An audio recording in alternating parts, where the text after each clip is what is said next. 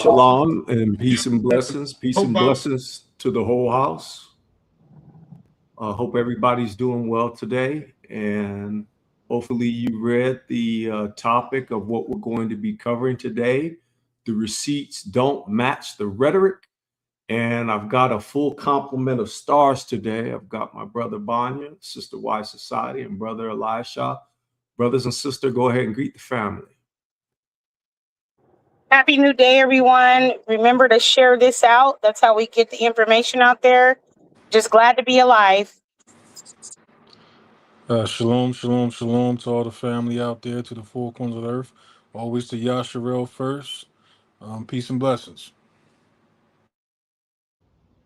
Shalom and blessings. It's your brother Banya. Yeah, I just want to say shalom and blessings. Looking forward to the show and fellowshipping and getting this topic put out there so that our people are more aware of it. Again, shalom and blessings.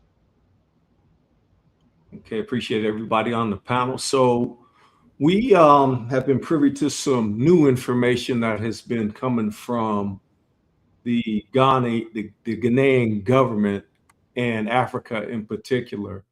It is definitely related to the whole delineation thing, but this article that we happened upon is very, very disturbing. And it's disturbing in a way that it's apparent who the article is targeting. And the article is really targeting the rebuttal that Salt of the Earth Productions has been putting throughout the earth.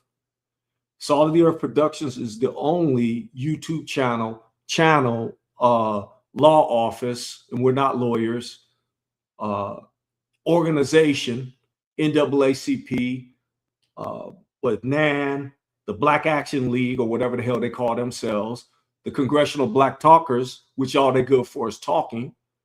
All of these organizations, not now one of them has put out anything close to the information. Matter of fact, they're complicit in this as well. We'll be able to show that as well.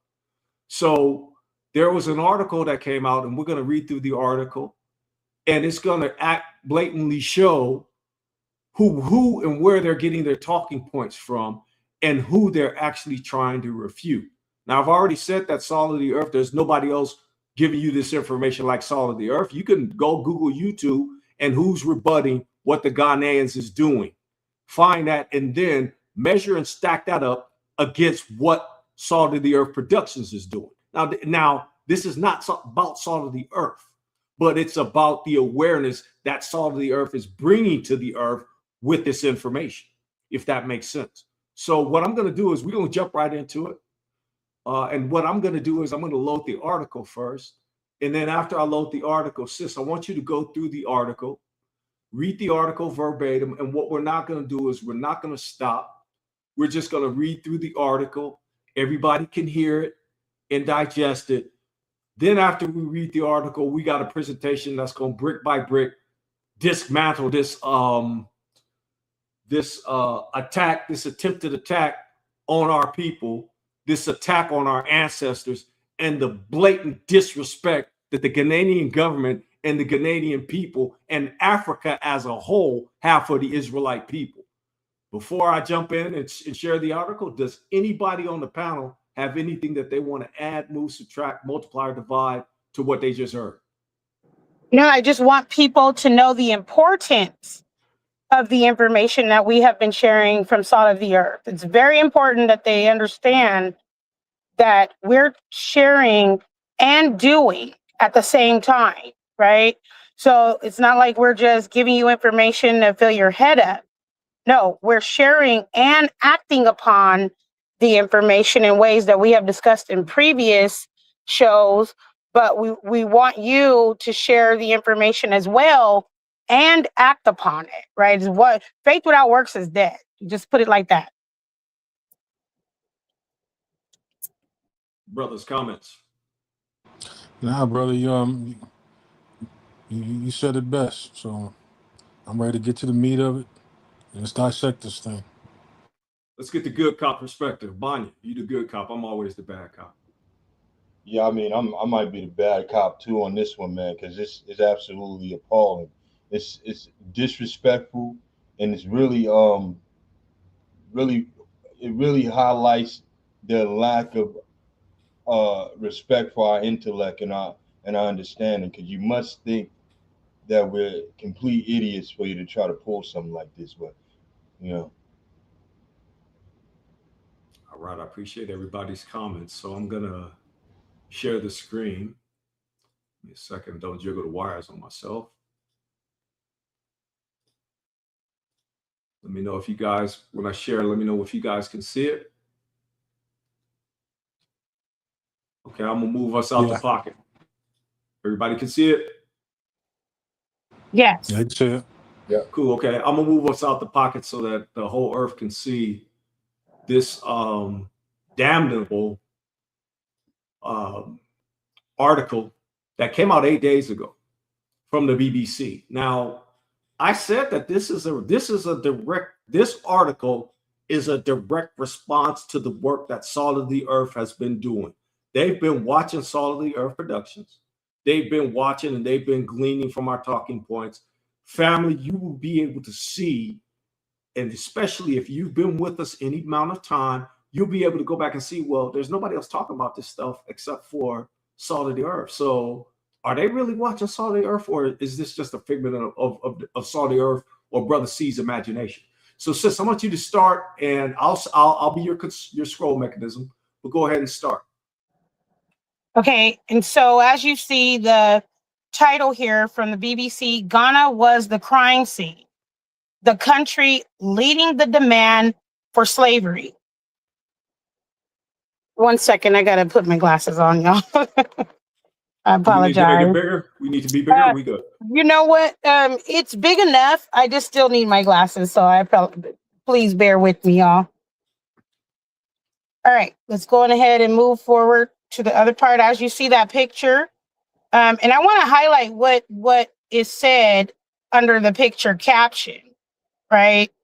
Ghana's International Summit on Slavery Reparations, held in June, included a reenactment of the transatlantic slave trade performed for delegates at the former slave trading post, Christiansborg Castle in Accra.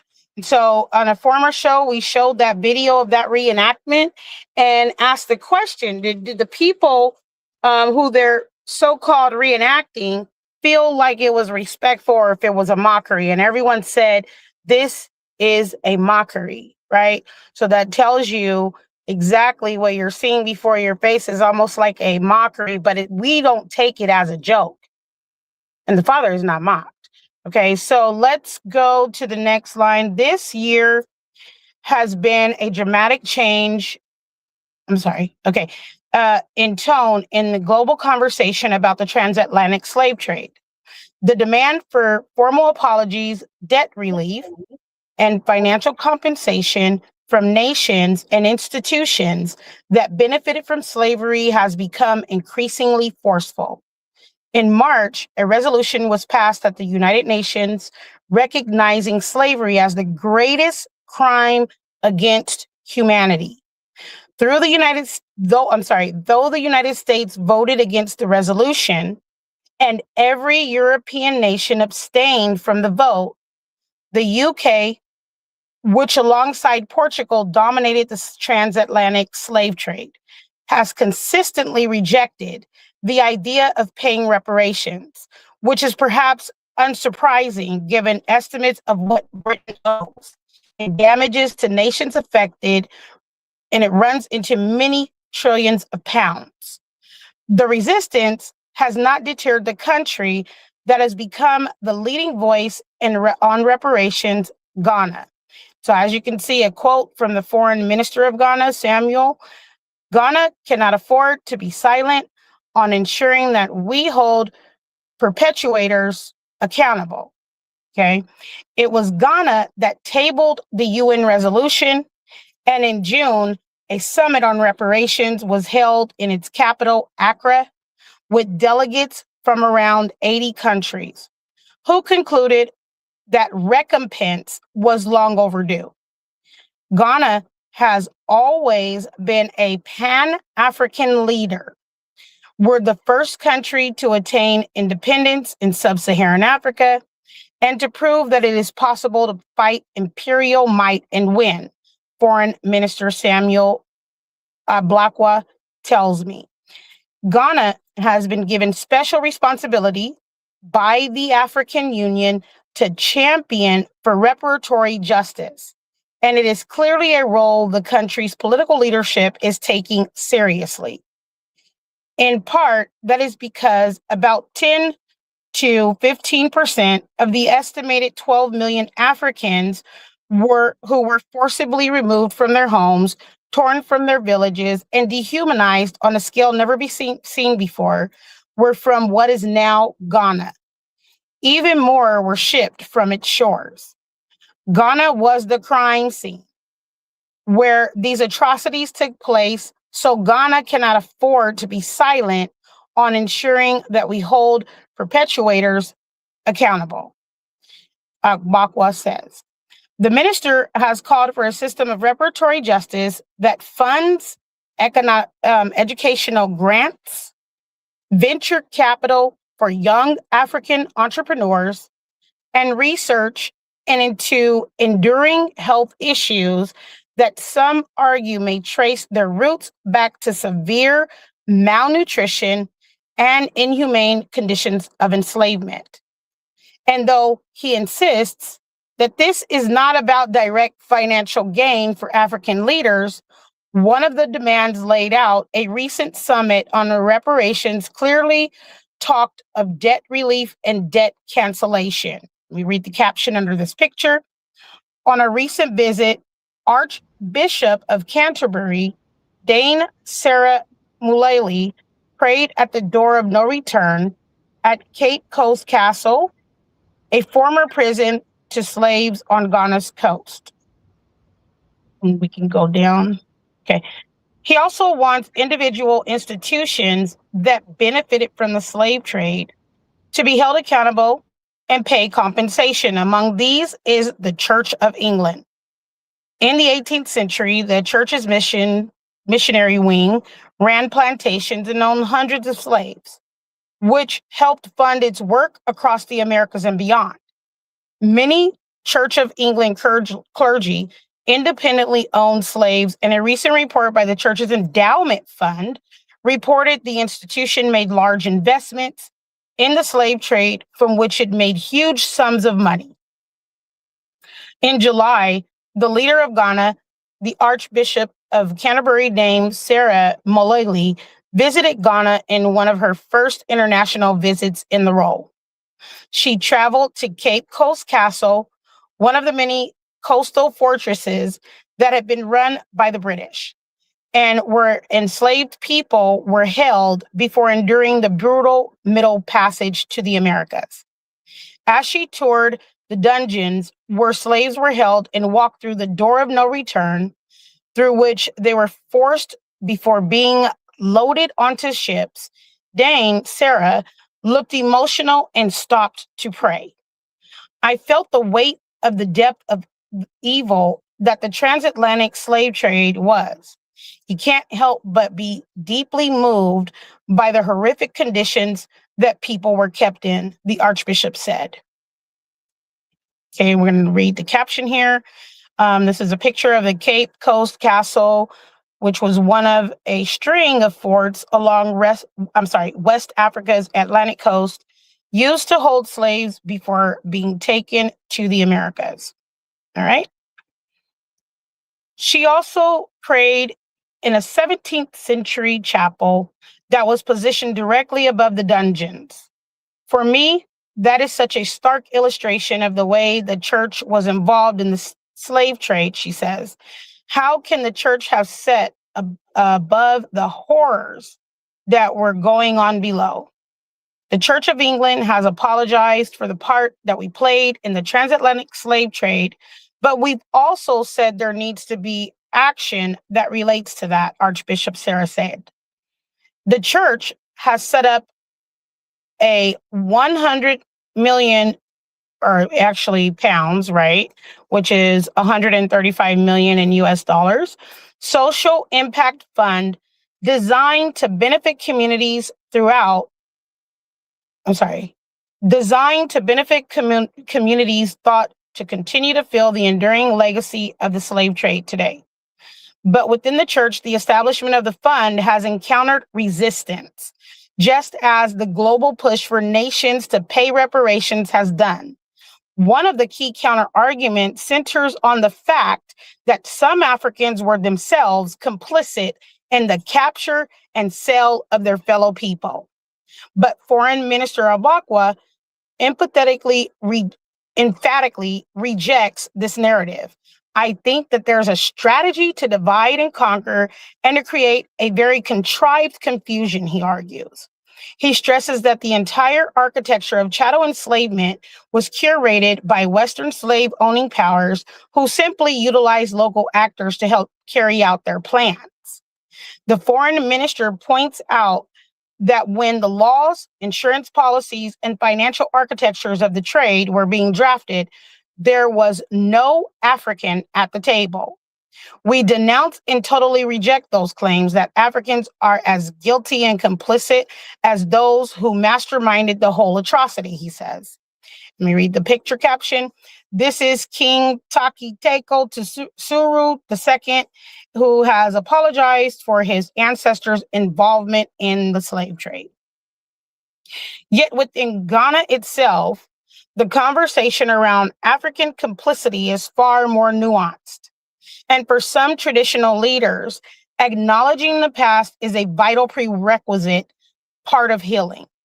King Takiteko Tsuru II, the Gamansti leader of Ghana's Ga people, recently took the step of publicly apologizing for his ancestors' involvement in the slave trade.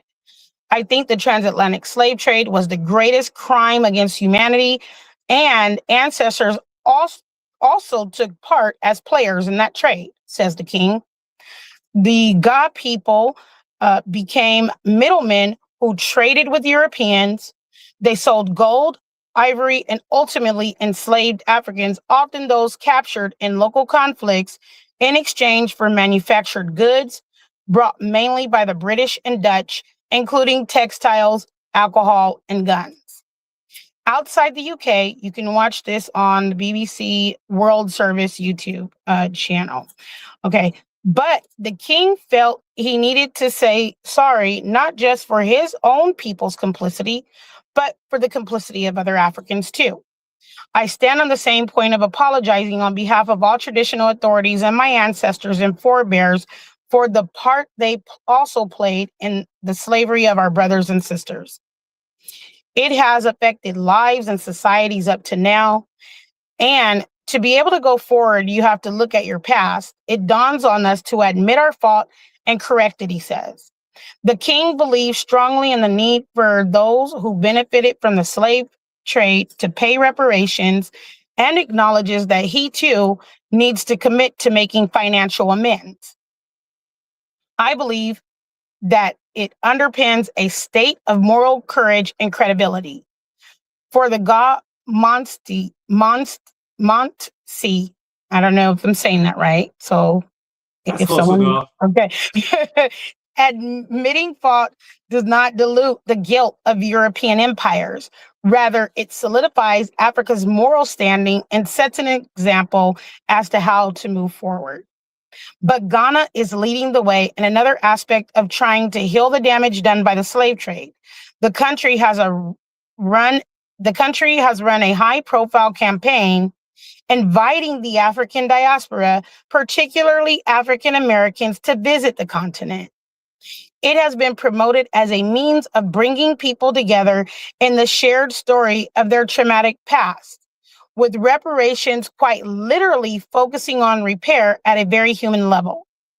Yaa Sare, now a Ghanaian PhD student at Howard University, previously worked within the president of Ghana's Diaspora office, which ran the campaign. So as you can see right here in the picture, in the caption says, visitors to Ghana can buy traditional masks emblazoned with team colors. All right. Initially, the gathering of Black people from across the globe was, he felt, a beautiful, profound experience devoid of capitalist motives. But he says in some respects, the initiative soon morphed. The Ghana Tourism Authority also latched on to it and then used it to enhance their tourism project. Asare explained, saying that the initiative started to become less about repair and more about hitting tourism quotas. Asare says the campaign has often viewed the returning diaspora simply as a means of foreign cash flow, raising prices and negatively altering local economies. Now, local people are finding that they cannot afford basic things, Asare says, describing how local Canadians were economically sidelined. More devastatingly, he feels the commercialization of the initiative overshadowed the deep psychological work that is desperately needed for locals as well as returning members of the diaspora. We are dealing with humans. We are dealing with people. We cannot reduce them to come see this site, pay the interest free fee, Asare says. He also questions in an initiative that was partly supposed to be about addressing the trauma of Africans in the diaspora, why they were required to pay interest fees at the same rate as European tourists at. For example, the coastal castles were where slaves were trafficked. Okay. This is a picture of Jamestown in Accra, Ghana, as the caption says. He says all of this means a missed opportunity to address deep-rooted trauma, some of which he feels is etched into the very geography and psychology of modern Ghana. Go to Jamestown and Accra. People are huddled together because there is the fear of if I live far away, I could be taken. Asare says, pointing to how centuries-old concerns dictated why people built their houses so closely together. Jamestown is one of the oldest districts in the city, a community originally built around a British coastal fort where slaves were brought, traded, and then sent on ships to the Americas. For Asare, true reparatory justice must prioritize human connection and healing over financial transactions. We have to remove the Band-Aid and then look at the sore, the gaping wound that's present. Asare says about what he sees as real reparations and see how we can dress it and nurse it and heal it. Additional reporting by Catherine Wyatt. So obviously you can see more articles on reparations, but this is the most recent one to come out. Okay, I appreciate you reading that for us, sis. I do want to point this out, though, how this is being framed. This was by Aleem Makbul, and he's the religion editor of Accra, Ghana. And it seems that religion will always rear its ugly head when it shouldn't. I don't know if their religion is their culture, if their religion is part of the Ghanaian culture. I know a lot of the Africans now believe that the zigzag man is the son of God and that he is God. Therefore, because of that, they've been put in this box of religion. I just read somewhere in Africa, one nation in Africa put up a statue of Benjamin Netanyahu, the blood drinker. He's a vampire. Put up a statue of his brother somewhere on the raid in Antibes, or not the raid in Antibes, but on one of the wars that have had. And so before we go and start beating the hell out of this article and caving this article in, I want to get the take of everybody's here from a 50,000 level view, not anything specific to the article, because you'll have your chance to beat the hell out of that. But I just want to get everyone's thoughts on the article overall. And we could start with you, Elisha, and work our way around counterclockwise. Yeah, one of the main points I like to make about the article is indirectly about the article is the representation. Like our position in snakes right now allow for anybody to act as representative for us. And I'll give you a prime example. What is it? The special UN ambassador to the United Nations. His name is Dan Negra. I believe it's Dan Negra. And he spoke for black people in America. When he gave the United States position on reparations, he spoke for those who came through chattel slavery in America. He spoke for Israelites in America when he spoke at the United Nations. That was our representation, if you want to be technical, because we had no voice. So you have Ghana, you have CARICOM, you have representatives speaking about slavery, and we have no part in it. And the arguments used as support, as evidence, as the means to get reparations, is the struggle and the fight and the abominable acts that was done to us here. Just imagine that. Somebody using you as evidence. You know what this reminds me of? It reminds me of NIL. How they just gave players some control over name, image, and likeness. But prior to that, for many years, college players didn't make any money off their image. They didn't make any money off their jersey sales, sneakers, anything. People showed up to the games to see them play. And that's what we have going on right here. We have somebody using your image, using your struggle, and somebody else stands in the preeminent position to prosper off of it because you're not represented. So you have a situation within the article, and I know we're going to get deeper into it, where it's oxymoronic that Ghana can, one, say we had no part in the transatlantic slave trade, we were victims of it, and then in the same token, you have the Ghanaian president saying that some restitution might be necessary on their part for their role in it, because we have no representation to even challenge it outside of the brothers and sisters on Salt of the Earth that do come before you and say, hey man, we point out these ills, we point out these abominable acts, we point out these things that we otherwise don't have a voice for. And not to say others don't do it, but that is a major problem. That's one of the things that makes articles like this so abominable. You got to sit back, you got to take it while other people pretend to represent you. Okay, sis, you're up. The first thought that I had with reading through the article was that obviously we have more people watching our lives than what's being reported by the views.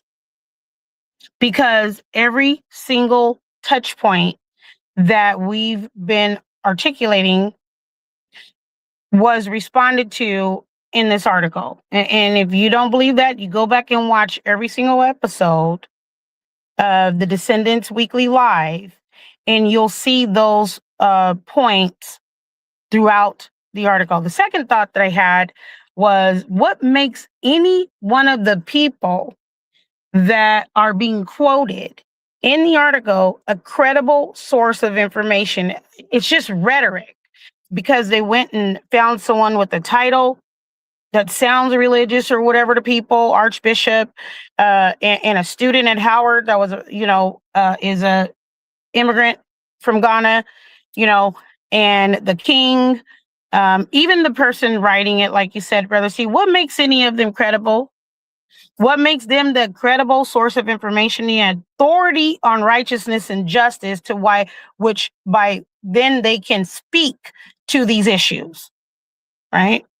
And I have one more thing that I thought about, which was, obviously they have shown who they're in cahoots with, shown their hand, and obviously what the underlying issue is. And again, it goes right back to where we started, to build up their infrastructure to gain monetarily in the name of justice. But you can't have justice without righteousness. So they're not right, they're not going to be just. And I'll stop there.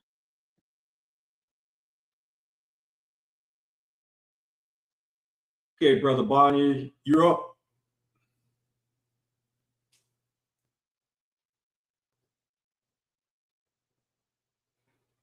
Brother Bonnie, you're on deck.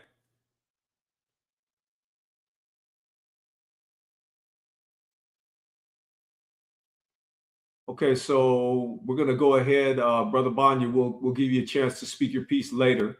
We're gonna go ahead, and before that, I'll speak my piece, and I'll be brief. Basically, what I see this article as is a propaganda piece to address the work that Salt of the Earth Productions has been doing, because we've been hitting them hard. Shalom, Smitty Q. Smitty Q, hope you're well, brother. Good to see you. But the information that has been coming out from this channel, they've been listening and they've been hearing. If we have 100 views now, which they've got us distilled down to whatever they got us distilled down to. If we have 100 views, I would say 50 of them, half of that has been from the enemy. And the enemy can come in a lot of different flavors. These black organizations that I mentioned earlier, they're your enemy. Point blank. The popular populace, i.e. the white people in the United States and abroad throughout the whole earth, are your enemy. And then some of the people who claim to be your skin folk, the Psalms 83 contingent, they're your enemy as well. Okay? So you got all of these enemies, and it just so happens that all of them are working in this article. And you'll be able to see that, and it'll be able to be pointed out as well. So now what we're going to do is we're going to go brick by brick. And notice we didn't interrupt the read. We read the whole thing, and now it's time for us to work this. I was going to say piece of S, but I'm gonna try to hold my tongue on using superlatives like what you would consider cuss words. But we're gonna tear this mess down brick by brick, and we're gonna leave no stone unturned. And it's gonna be abundantly obvious that this is not only a hit piece, but these people is full of mess. They full of BS, and I call BS on the whole article. So Banya, if you show back up, man, we can get your perspective on the article as a whole, and then we can move forward. Otherwise, I'm gonna launch the presentation.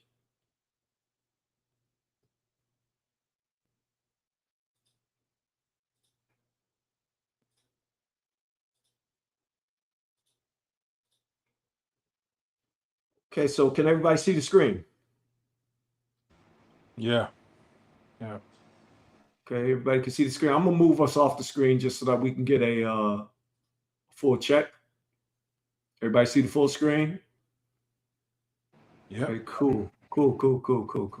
Okay, so the receipts don't match the rhetoric, no match. And then you've got all of these entities that were on the thumbnail, and you see the graphics. So I'm going to jump right into it. And this is our counter argument to that bastardized article that those Hamites wrote, defaming our ancestors and defaming us and putting them trying to hide their hands after they done broke the stained glass window. The crime scene was also a crime partner. Ghana narrates itself as a victim and prosecutor. The article's own facts say otherwise. Problem number one, the victim only frame.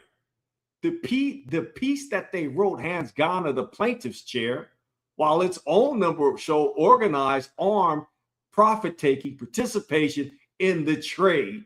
The crime scene launders a role that was also the supply chain. So Ghana was the supply chain on the one side. The snakes and the Europeans was the other side, the delivery part of the supply chain to where they needed to be delivered to.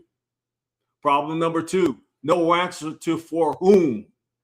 Every demand, debt relief, venture capital, education grants, flows to African governments and elites, not to the descendants of the enslaved whose communities carry the measurable harm. Anybody got comments on the panel? Have any comments before we move to the next slide? No comments, brother. It's a lot to say when it says when we talking about the harm, but we'll get to it. Since you got any comments on this? I mean, the article said that exactly, right? It was the scene of the crime. And remember, when we're talking about the reparations, which is now in law, international law, it was counted as a crime, which typically in criminal justice systems comes with a charge, restitution, right? So, I want people to be thinking about that. Like, we're not just talking about crime in some nilly-willy way. We're talking about crime that comes with charges, that comes with criminals, perpetrators, and that comes with victims. because it's codified through the reparations law that was passed at the UN. Okay, Brother Banya, do you have anything to say on this slide before we move to the next one? Elisha, could you do me a favor, bro? Could you hail Banya to make sure he's on, please? Yeah. Hail him through the chat, please. I'm going to keep it moving. Okay, so let's look at the next slide. Okay, the crime scene. Now, I mentioned what this article actually hides. I mentioned the supply chain, but the crime scene and the supply chain. So you have 1.2 to 1.8 million victims came from what is now Ghana of the roughly 12 million taken across the Atlantic slave trade. Plus more were shipped through its ports, drawn from its neighbors as well. So it wasn't just the Ghanese, they were taken from everywhere around them. Now here's the rhetoric slight. And that's why I named this, that's why I said it was propaganda. The article states this figure, then in the same breath cast Ghana as the pursuers of the perpetrators. The very sentence that names Ghana as a major source of captives is used to make it the prosecutor, as if a place could not be both. And I have, this is the source, and we'll have all the sources at the end of the presentation, but these are source articles that we're quoting from. So we're not just talking out of our neck. Okay. Any comments on the supply chain issues or the supply chain that Ghana had? See, they're trying to absolve themselves, make themselves hide their hands, like the book say, as if they're not guilty. I think this is the thing about, Ghana's already claimed some culpability, so any rhetoric, any speeches, any talk that they want to wash their hands, that they had nothing to do with it, or that they're not culpable, is kind of undone by the statements of their own king or president. I think that we can almost imply that everything they say regarding that is a lie, or we just not hearing it right.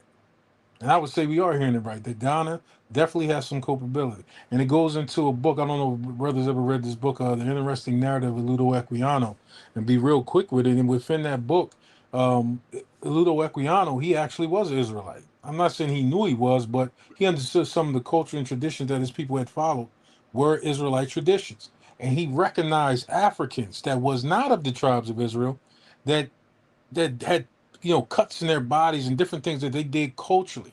And he said they used different Africans like that to bring his tribe into slavery. And I'm saying that Ghana has already said they were used for that particular type. They used this as merchandise. They actually profited from bringing our tribe of people. I'm not saying they distinctly saying that that's what they did. This is always the blanket term of African, and I think that's a major problem too. But they've already said that they did that. See what I'm saying? So it already shows a difference. I don't think Ghanaians historically ever sold themselves to the European to be brought here as slaves. And I think that's a way to approach that subject, to almost imply that, hey, we know that you didn't send your own there.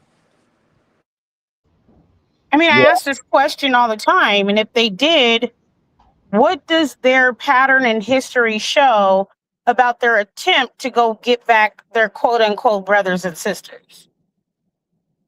Why just now in 2026 is the UN and the international political figure talking heads bringing this up? You mean to tell me that Ghana felt this compelled, but in prior years didn't fight the good fight to go get their brothers and sisters back?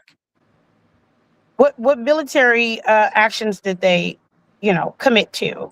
They send a ship to come get them back, right? So, just looking at the intent, the motive, who has the criminal mind here? Who's actually the victim? And we haven't had our day to speak on it formally, so they can use this rhetoric and go back and forth about the criminal, the crime scene, and who they deem themselves to be. yeah. All this tele talking is really insulting, because on one end they want to deny that they had anything to do with it. And my question would be, which kingdom or which nation are you able to just grab their people out of there without the complicity of the leaders? You know, who would allow that to happen to their people? And then turn around, as the sister said, don't even try to get your people back. Right? So yeah, it's all tether talk. They're trying to cosplay us in our oppression and our slavery that we went through, as if they were the ones suffering. You know, but we know that they sold the people that they felt like and coached on their land. You know, but that's all I want to say. And then let me want to make one last statement. And Ghana was a coastal empire. You know, their empire was a coastal empire, so you had to set up on the shore banks to bring slaves to the European to have an exit, to go through the Middle Passage, to go through the so-called transatlantic slave trade. So the state in question had to be a port to facilitate the selling of slaves. I mean, I believe one part is actually called Jamestown in that was named in Ghana. So you know, as a connection to Jamestown, Virginia, you had a port that was inside, I believe, Ghana. It was called Jamestown. So then you got to ask yourself, if Ghana was a coastal empire, and we know that ports were used, ports to transport, ports to facilitate the trade and the buying of those slaves, then you got to say, okay, well, their part couldn't have been minor. It can't be a minor part when you're needed to facilitate these things. Even if you go inland, even if you were to go inland Africa and you say, okay, I'm gonna go as far as I can, you still have to go to whatever who's ever running a coastal empire to say, okay, now let's facilitate sale. And if people were to go into the inland, you have to facilitate them going in. That some empire has to be responsible for that. Some empire has to facilitate that. And oddly enough, Ghana is the one that's on that coast. I just want to leave it there. Okay, so we're going to move on to the next slide. Kind of went too fast there. The delivery system was Africa run. So although Ghana's trying to absolve themselves, they ran the system. And this is just an outtake on who filled the million plus sold just in the 18th century, the Asante, expanded by war and war made captives, bought guns and powder, sold war captives, seized Accra in 1742, tied to the Dutch at Elmina, in 1744, the largest material beneficiary, God, the king's own people, middleman, who traded gold, ivory, enslaved Africans for guns, textiles, and alcohol. Fonte, the coastal middleman, controlled the flow of European firearms inland and brokered captives out to British and Dutch forts at Cape Coast and Anomabo. And then the Din Kayaira profited heavily in the early 17th century phase until Asante broke their power in 1701. So you had a whole conglomerate of Africans that were controlling, just kind of like reminds you of the dope trade, how South America, most of the countries in South America either grow the dope or are part of the transportation as far as the supply chain, not only to the United States of America, which is pretty sophisticated, but also throughout the whole earth, including Europe, including Asia, and also including Africa. So this was not just a Ghanaian thing. It was those people that surrounded Ghana as well. Any comments on this? Yeah, when we talk about who's responsible and who the victims are, and then, looking at it from the legal perspective of if there is a harm, injury done to a person, if that harm is criminal, then that requires persecution, restitution, right? And perhaps even a civil lawsuit or civil tort claim that can be filed afterwards. If that harm is civil, domestic, whatever people consider taking to the civil tort courts, then that requires payment for what you did to the person. Harm, injury damages, right? So when you look at the fact that they already financially benefited from the harm, it really makes me ask the question, what are they legally entitled to? They were a part of the criminal enterprise that committed the act. They were financially compensated. I mean, whether or not they're now looking at that financial compensation as, well, we didn't get enough, and look at what they've built as far as making America a superpower, and we need to get them back over here, whatever it may be. It's too late. You already agreed with the terms and conditions that you craftily created with all of the other people. You took the ivory, you traded the ivory and probably took the guns, the alcohol, and whatever. You are not due any financial compensation, not legally.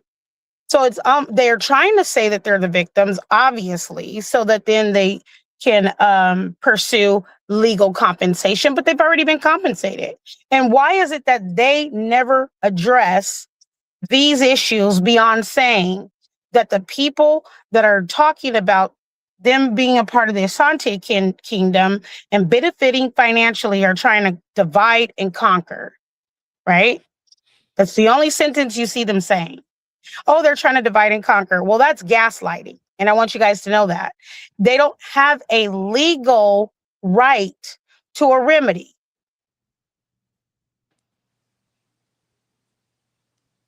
And even with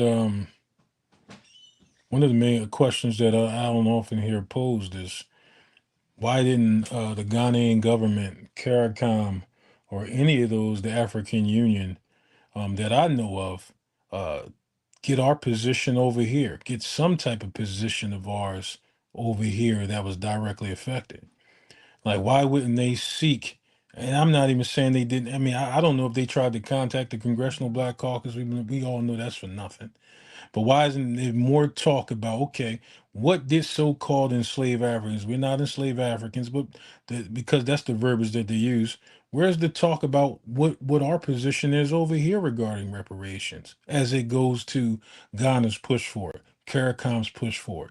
Why they not talking about nobody on the street? Why they not going to college campuses? Why they not talking to whatever political figures is out there? Why they not talking to a number of social media outlets? I haven't heard anything when it comes to Ghana, CARICOM, African Union, specifically trying to get what our position is here, being the main ones that they have to use the argument about to get reparations.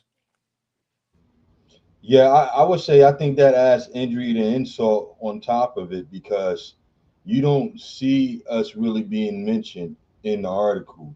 You have some vague mentions, but largely, it's ambiguous. Only one that's actually really mentioned is Ghana, right? So they don't really even use the appropriate talking points as far as not being so ambiguous with who they're actually seeking to get these reparations for.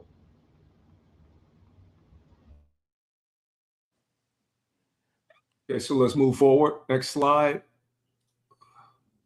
Where does the check land? Let me see if I got the right one. I think I went too fast. No, that's a little more. I'm jiggling the wires on myself. So the architect of fear built close from fear of being taken. So Jamestown was mentioned in that article. So you go to the Jamestown people, I'm going to read his quote verbatim. You go to the Jamestown people are huddled together because there's a fear if I live far away, I could be taken.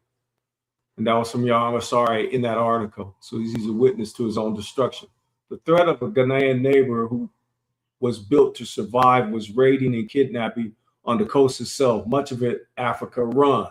Their fear was of being seized and sold by neighbors. The geography still remembers it. And I think that when they say neighbors, within Africa, there's a bunch of different tribes. And you notice that king who looked like a nigger from, he could be a nigger from New Jersey and you wouldn't even know the difference, to be honest with you. Matter of fact, I say that because he looked like somebody I grew up with. But they had a bunch of different tribes. So if you probably weren't from Ga, your ass was getting snatched up too, even though you thought you lived in Ghana or Ghanaian, or you were Ghanaian. No, you weren't. You were of another tribe. So it's snatching everybody up, not just the tribes that you think you would know. You know, some of them tribes you probably ain't never heard of, they're snatching them up. And most of all, they was really just snatching up the ones that they was warring against and defeated. And those was your people and my people. The ones that was over there, that was brought over here on slave ships and deposited into Brazil. Any comments on this? The architecture of fear. And you notice they built their houses close together still to this day. Those shanty towns that they built, and it's all based on that particular fear. Now, that doesn't absolve them, because some of the other tribes that were in Ghana was snatched up too. You still ran the whole, you still was the architect of this whole slave trade. Matter of fact, I'm gonna absolve the Peckerwood for a minute, and I'm gonna say that the white people didn't create the slave trade. The Africans did. And I'm a yield. Yeah, when you even look at whether they got a map that talks about the Kingdom of Judah and Negro land, you can see that it's mainly, and you can even say it's as close as Burkina Faso, but it's more inland. And you have, who are the neighbors in those situations? Where are they taking you from? Like in the interesting narrative of Ludo Equiano, they're taking you inland. You have other black tribes, if you want to put it that way, taking who we know to be Israelites to be sold to the European, and before that to the Arabs. So when you have a situation like that, who was really in fear? Like, the merchandiser is not the one, or the merchant is not the one in fear. He's actually happy. He's actually gleeful. It's the merchandise that's in fear in this particular situation. The ones being sold, the one knows they're never going to come back to those shores again. They'll see their families again. And this is the situation that we have in this particular situation with our people. I mean, if you understand the art of persuasive speaking, right? Like we have in the title of this show, rhetoric, the word rhetoric, isolate that, right? Goes to the art of persuasive speaking. People are going to appeal to either some kind of credibility as an authority, right? It's kind of like the effect of when you see a doctor in a uniform, a police in a police uniform, or, whatever kind of uniform, military, you automatically think of them as a credible source or authority. You've been trained to view them that way. Okay. So they're going to appeal to their own authority and credibility, their titles, whatever that may be. Or the other thing is that they're going to appeal to emotions, right? Fear drives a lot. A lot of people are driven by fear, but we're told to be bold and courageous. Now, another thing that they will use is data points. But when you look at the data points, the emotional appeal, and the appeal to authority, or their false credible statements, you can then begin to tear down their arguments bit by bit, right? Because the data point of when you say, Ghana, you're responsible for the harm that you did, they bring out, oh, we've heard that before. Historically, it's a statement of the enemy. You guys are trying to divide and conquer, right? Even though they have that lady in the article from the Canterbury who's supposedly in her new role, facing the door of no return, and she makes all of these statements about prayer. Who is she praying to? How do we know that her prayers are credible or not? So people need to start looking at what is rhetoric really, right? Breaking it down, because it always has the three components: emotional appeal to authority or somebody that they deem as credible, and research or data. And that research and data can be manipulated. So when you're seeing things like this, break it down based on those three criteria, and you'll start to see what's actually being said and the games that are being played.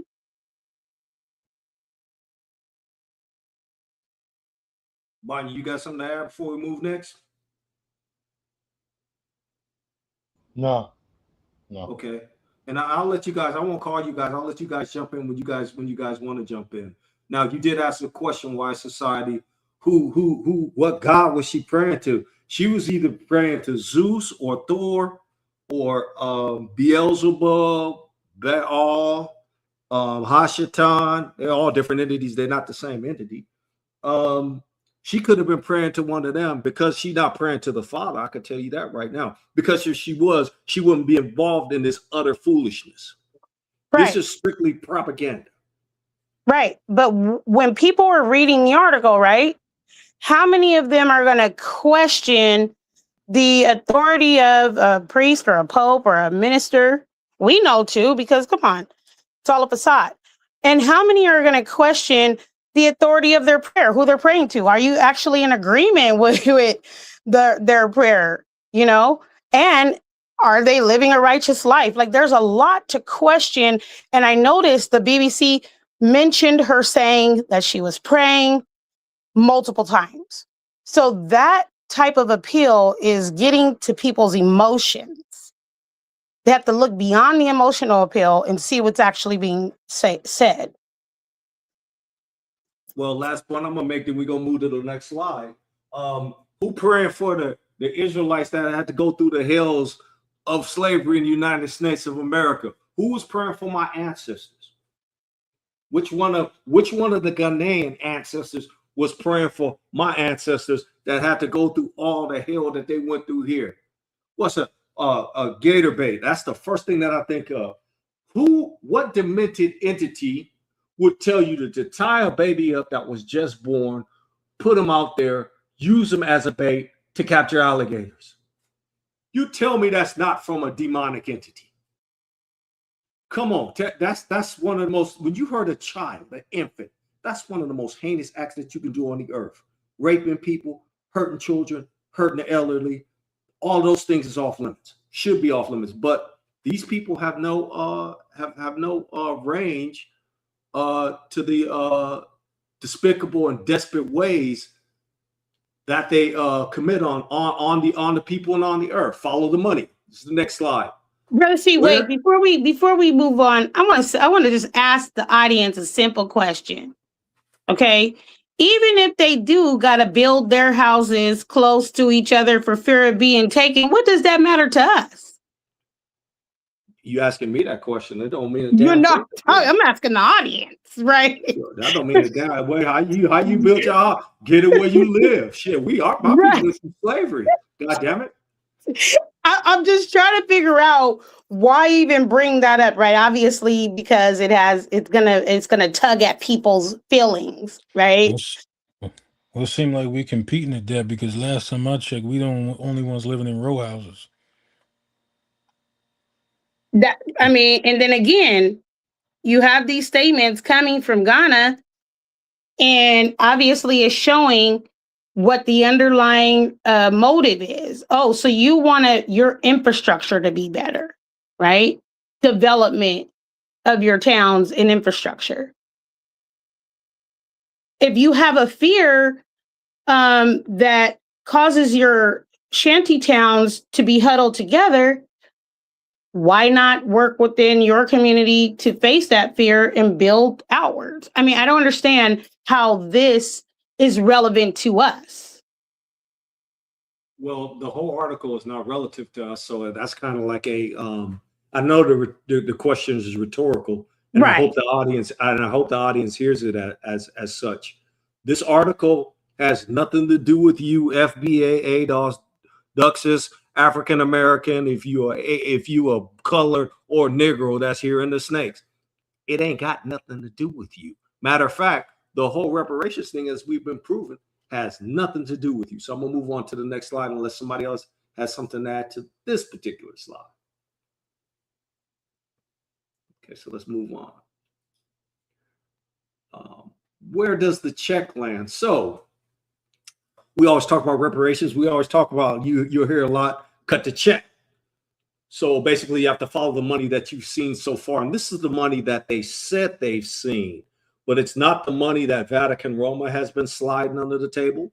It's not the money and artifacts, which I don't give a damn about artifacts unless it's the Ark of the Covenant, or if it's Moses' staff, or if it's something that my people had, like the the Uman and the Thuman. If it's something of that nature that my people can use and that only my people can use and take advantage of, then fine, I want those things too, because I know that Vatican, Roma, the wicked fews that are in that land over there, also France and most of your European nations all have part and parcel to our artifacts. So venture capital for young African entrepreneurs, okay, that I don't benefit from that. You could give my children are entrepreneurs. You can give them that. Where they entrepreneur money at? Educational grant routed through African institutions. Let me go back to venture capital. African economies founded on the continent.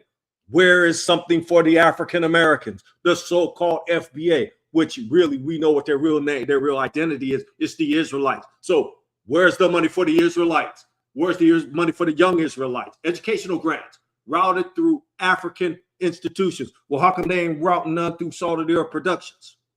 S.O.T.E.P Productions ain't a camp. It's called S.O.T.E.P Productions for a reason. How come they not routing none through Wise Society? How come they ain't routing none? And I notice I'm not naming NAACP, Congressional Black Talkers, or NAN, or none of the Negro Action League, or none of that other mess. Where's our educational grants at? And when we gonna get some of that? Debt relief and cancellation. The brothers and sisters whose ancestors came up through slavery, who have tampered with DNA through all the hells of this wicked society, they need to not pay taxes for the rest of their eternity.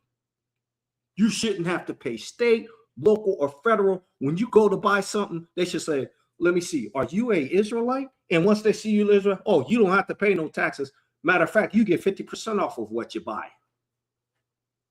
Because we trying to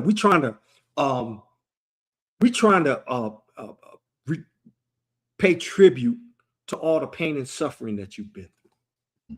The balance sheets of African governments, including Ghana's own. So the balance. Let me read this again. Debt relief and cancellation. The balance sheets of African governments, including Ghana. So Ghana owes somebody. Ghana owed the system. You can call it the IMF, but they owe the system a lot of money. So now what they want to use this reparation thing is to cleanse the debt of and the balance sheets of certain African governments. Okay, so where's the clearance of the balance sheet of my people that live in, let's say, New Jersey? Or if they happen to live in Camden, or if they happen to live in California, exactly. Or if they happen to live in Chicago. I'm going to yield. I'm going to let y'all, let me read this last part, and then I'm going to let y'all have at this. The receipt. Not one demand is a transfer to the descendants of the enslaved. Y'all go ahead and tear this shit up. Yo, hear the word of the Most High.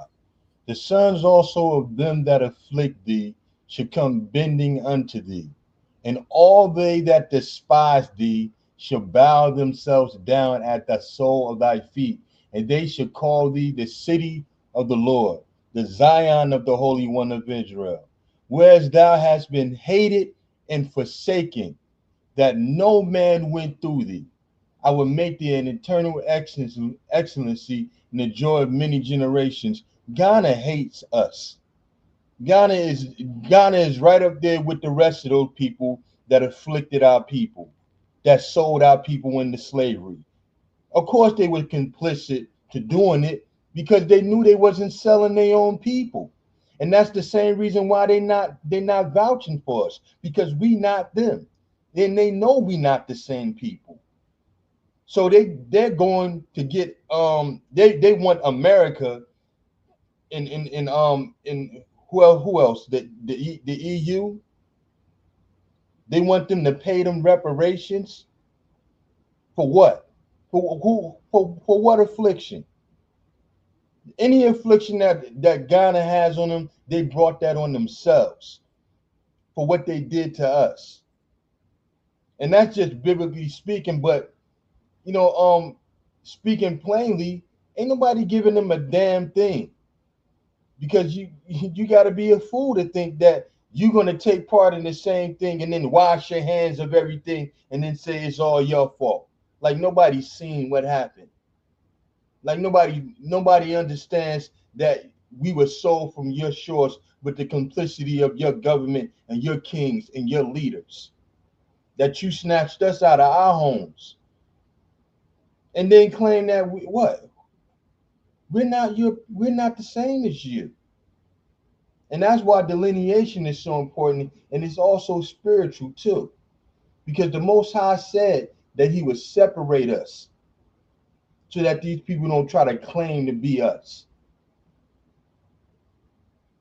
Again, we have to delineate colonization. I mean, beyond obviously the people who they're talking about, but we also have to further break down the difference between colonization and chattel slavery. Okay.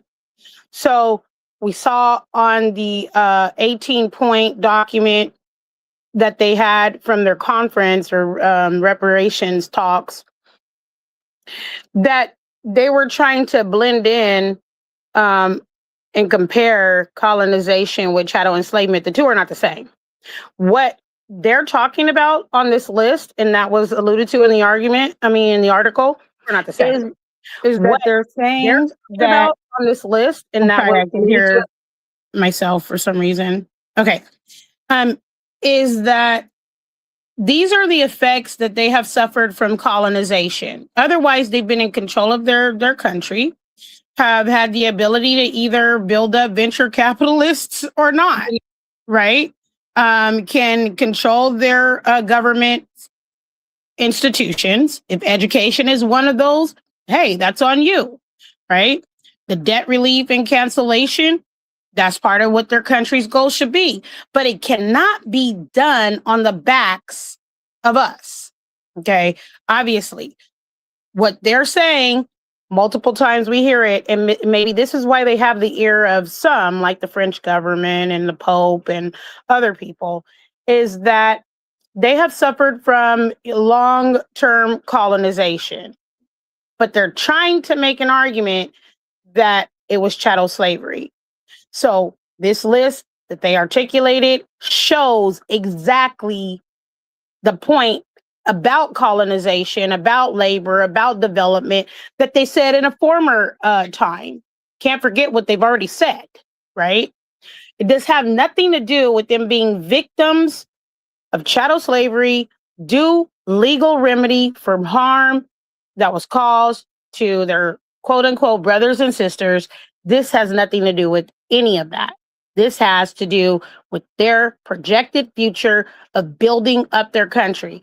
Why would a legal remedy, reparations based on harm, injury, damages that have to be paid for suffering and the duration of suffering, why would that remedy be to provide programs? I want y'all to think about that.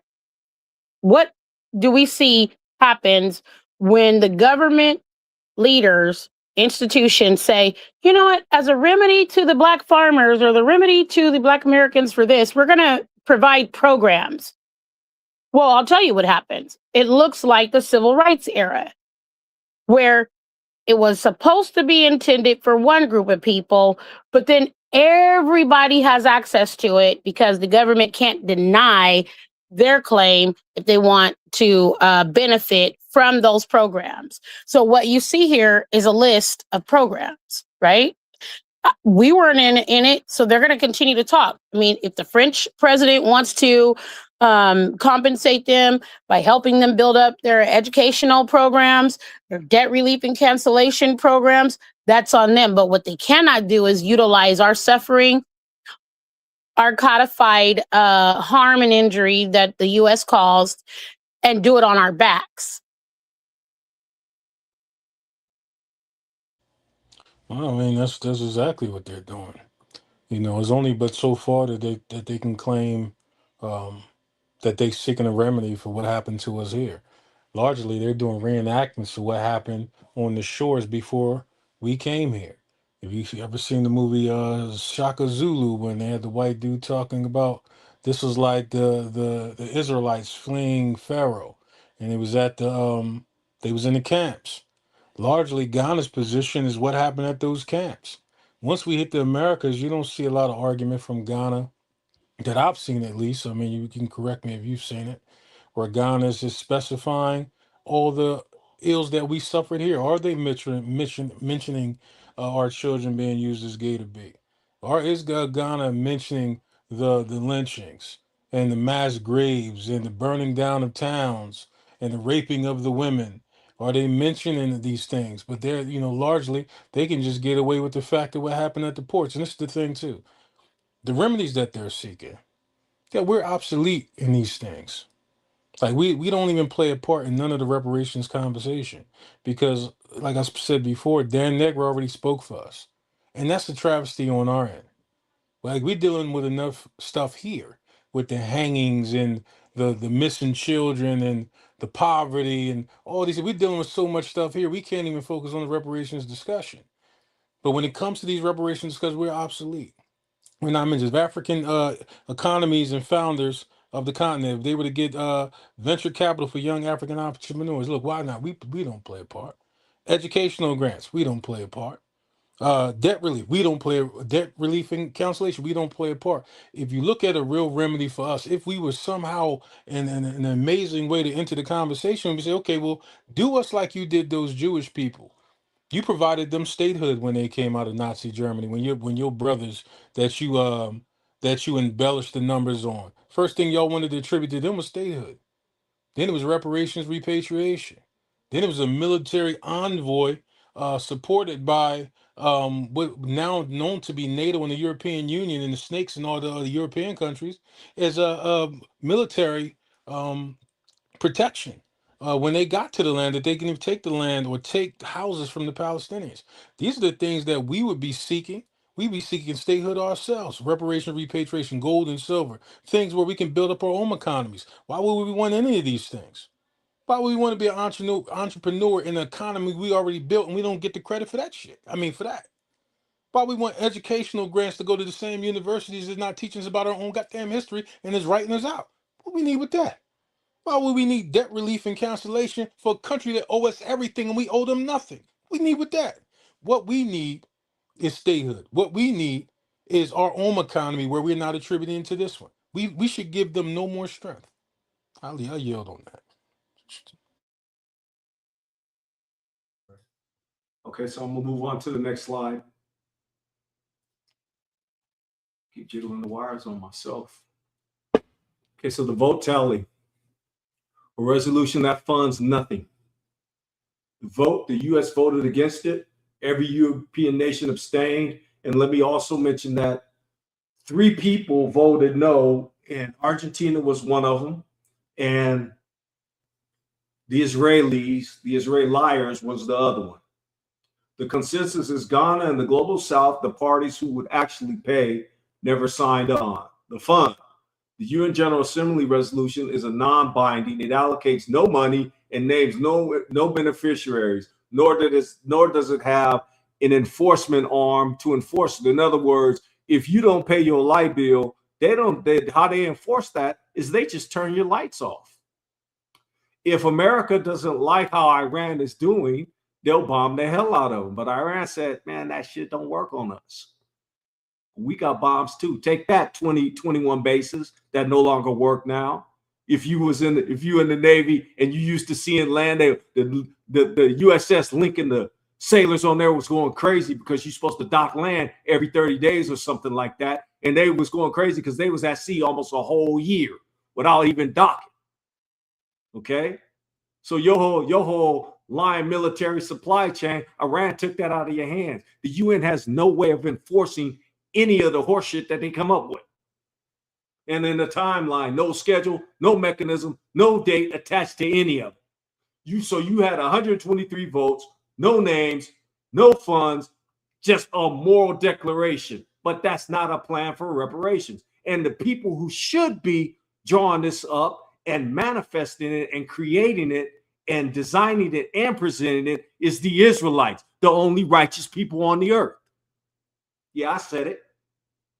The righteous is not the Christians, nor is it the Muslims, nor is it the atheists, nor is it any one of the 50,928 denominations of the Christians.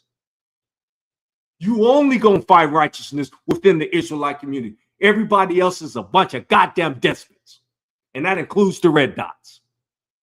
That includes the Chinese. I'm gonna yield. Y'all go ahead and have at this slide if y'all got some comments on it. Yeah, I'm fired up. Hey, bro. Just like gas that pass and pass that gas. That's exactly what the whole discussion on reparations went. Who's talking about this? I mean, let's be honest. The United States position, where's the outrage now, months later? Where is it at? Where is it at on mainstream TV? Where's it at on the freaking CNN panels? Where's it at on social media? Where's it at on TikTok? Where's it at on Facebook? That stuff that's just like gas that pass. It came and went, and so did the stench. Nobody's talking about it. Everybody who felt so good about them saying, yeah, they said slavery is the gravest crime against humanity. Where's it at now? A couple months later. And it's coming, and this got something to do with dough. This got something to do with lucre. Where we at? Nowhere. Nobody's saying a thing. Why? Because we know nothing's going to come up. We know we don't have any representation. We know nobody's going to stand for that. We know nobody's going to stand for it. There's no voice crying out in the wilderness of our people right now. No face to the movement. Outside of this channel, I ain't heard nobody talking about it. And outside of the persistence I see with Brother Cleo and the sister, I haven't seen any veracity on this subject. It was just a talking point. And believe it or not, that's amazing that it came and went that fast. Shoot, Ghana, hey, be at it, Ghana. You might as well take the mantle. It's all you to reap a benefit from. Because in large part, the only one discussed it about it is the ones talking about it right now. Where's it discussed in large? The nations that voted no. Well, why wouldn't they vote no? They was able to vote no uncontested because we don't have any representation. They are our representation. Why would they vote yes when they represent us? They say, nah, the niggers, they say, nah, we don't need that. Social media presence don't count. They voted for us, spoke for us. They spoke for the niggers.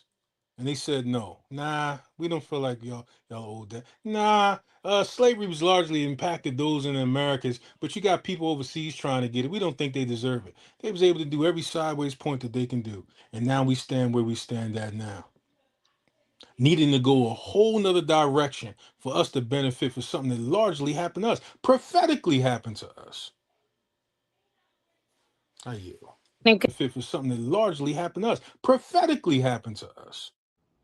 You know what? It's interesting how people are distracted by some of the dumbest stuff that's going on, But issues like this, you don't hear anything, like the brother was saying. Our people need to take their heads up out of the sand hole and really, understand what's going on. It's so many things going on concerning our people, and it's like you don't hear anybody talking about it.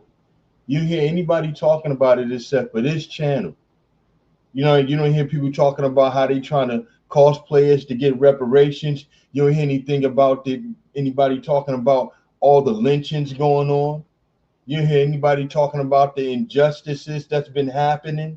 How a child can get 35 years for defending himself, but a woman could get a Caucasian woman, an Edomite woman, get 6 years, where the guy on video stabbing a man up. And not to change the point, but the point is we need to really wake up and get our heads out of our behinds. Israel, so-called black people, whether you want to say you FBA or what, this stuff is happening to us. This stuff concerns you. But you guys are not recognizing what's going on. You're too concerned with the stupid stuff with what's going on with Christian Rock and celebrity boxing and all that other BS. Or if AB can, if he continue to get drunk. Y'all got to wake up. This stuff concerns you. And this is why they're able to do stuff like that to us, because we don't pay attention to it. On top of that, we have no representation. So we have to wake up and pull our heads out of our behinds and really start speaking up about this and protest this. Or else they, it's going to continue to happen. And I don't think Ghana's going to get nothing from it, because it's stupid for them to think they're just going to pull a Jedi mind trick over everybody, like nobody's seen that they had something to do with it. But that's all I want to say. So for me, I'm asking the question: what happened to the endowment or the fund that the church had, the 135 million US dollars, 100 pounds, that was mentioned in the article, even though they have some obvious members that are contesting because they don't, the proof is in what was said, right? There's 100 million pounds in this church fund, 135 US million dollars, but some of the people within the church don't believe that it should go to Ghana. Well, who did Ghana ask for it? Were you guys raising it for them? Because why would you mention that if it wasn't about to be sent to them? Okay. So obviously we know that there are some backdoor deals taking place in conversations, money exchanging hands. Another thing that we brought out before, with regards to the 18-point framework that Ghana came out with during, Juneteenth, when they had the performance of reenactment of slavery, was that it was a high consultative meeting. Consultants get paid, don't they? We have to start looking at the phrases and the words and the terminology that they're using. So I believe that money has already exchanged hands, and maybe some of those consultants, those high consultative registered invitees, could be content creators. They could be whoever is out there muddying the waters or remaining silent. Okay. We know by looking at the current acting president that things that happen within the United States of America and are bound by the laws of the United States of America, if they are harmful to a person, the claim needs to go back to the United States of America for that harm. We saw how the current acting president created the Anti-Weaponization Fund as a form of reparations to the people that were rioting at the Capitol, right? Because he felt like they had been harmed, and to himself and to his sons. No problem with invoking the law and saying, I was harmed by the US because of this unjust whatever situation. Now the US owes me money. I'm going to create this anti-weaponization fund as a reparations fund, because I can then tap into a certain part of US code. Again, go back to what we're looking at here, and then say the US harmed me and get a legal remedy. Why would anyone hear an argument, a legal argument, and when have you seen this happening to the courts, where we can walk into a US court and complain about what happened, what some other country did, and then ask the US for the legal remedy, compensation, monetary compensation for the harm that another country did, right?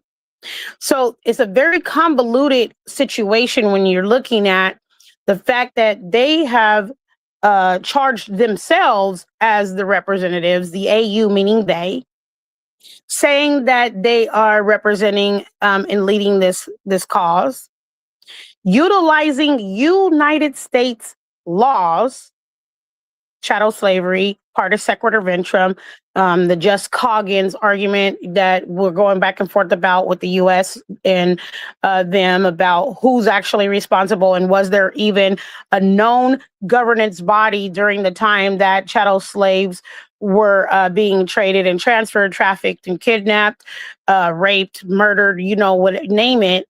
And if there isn't one, and the United States said in their argument at the UN, there wasn't a law that could be internationally known. There wasn't a global body to govern over these things. So we didn't break the law by having chattel slavery because we codified it in the US through laws, practices, and other things that we do in this system.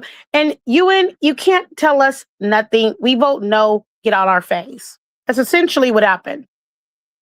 So we have a claim. We have a claim here as the descendants of those who were endured chattel slavery. That claim has to look at the harm that was caused and the duration of that harm that was caused. And that claim, perhaps, and I know it's been tried in the past, and the U.S. courts have denied, standing and ruling on this, but perhaps it needs to happen again. That claim has to be taken to the U.S. courts for their unjust law that harmed people within its boundaries. And we saw by the current acting president that they have a tort fund that they keep on reserve to pay out claims by people that were harmed by the U.S. government, right? It's that easy to understand.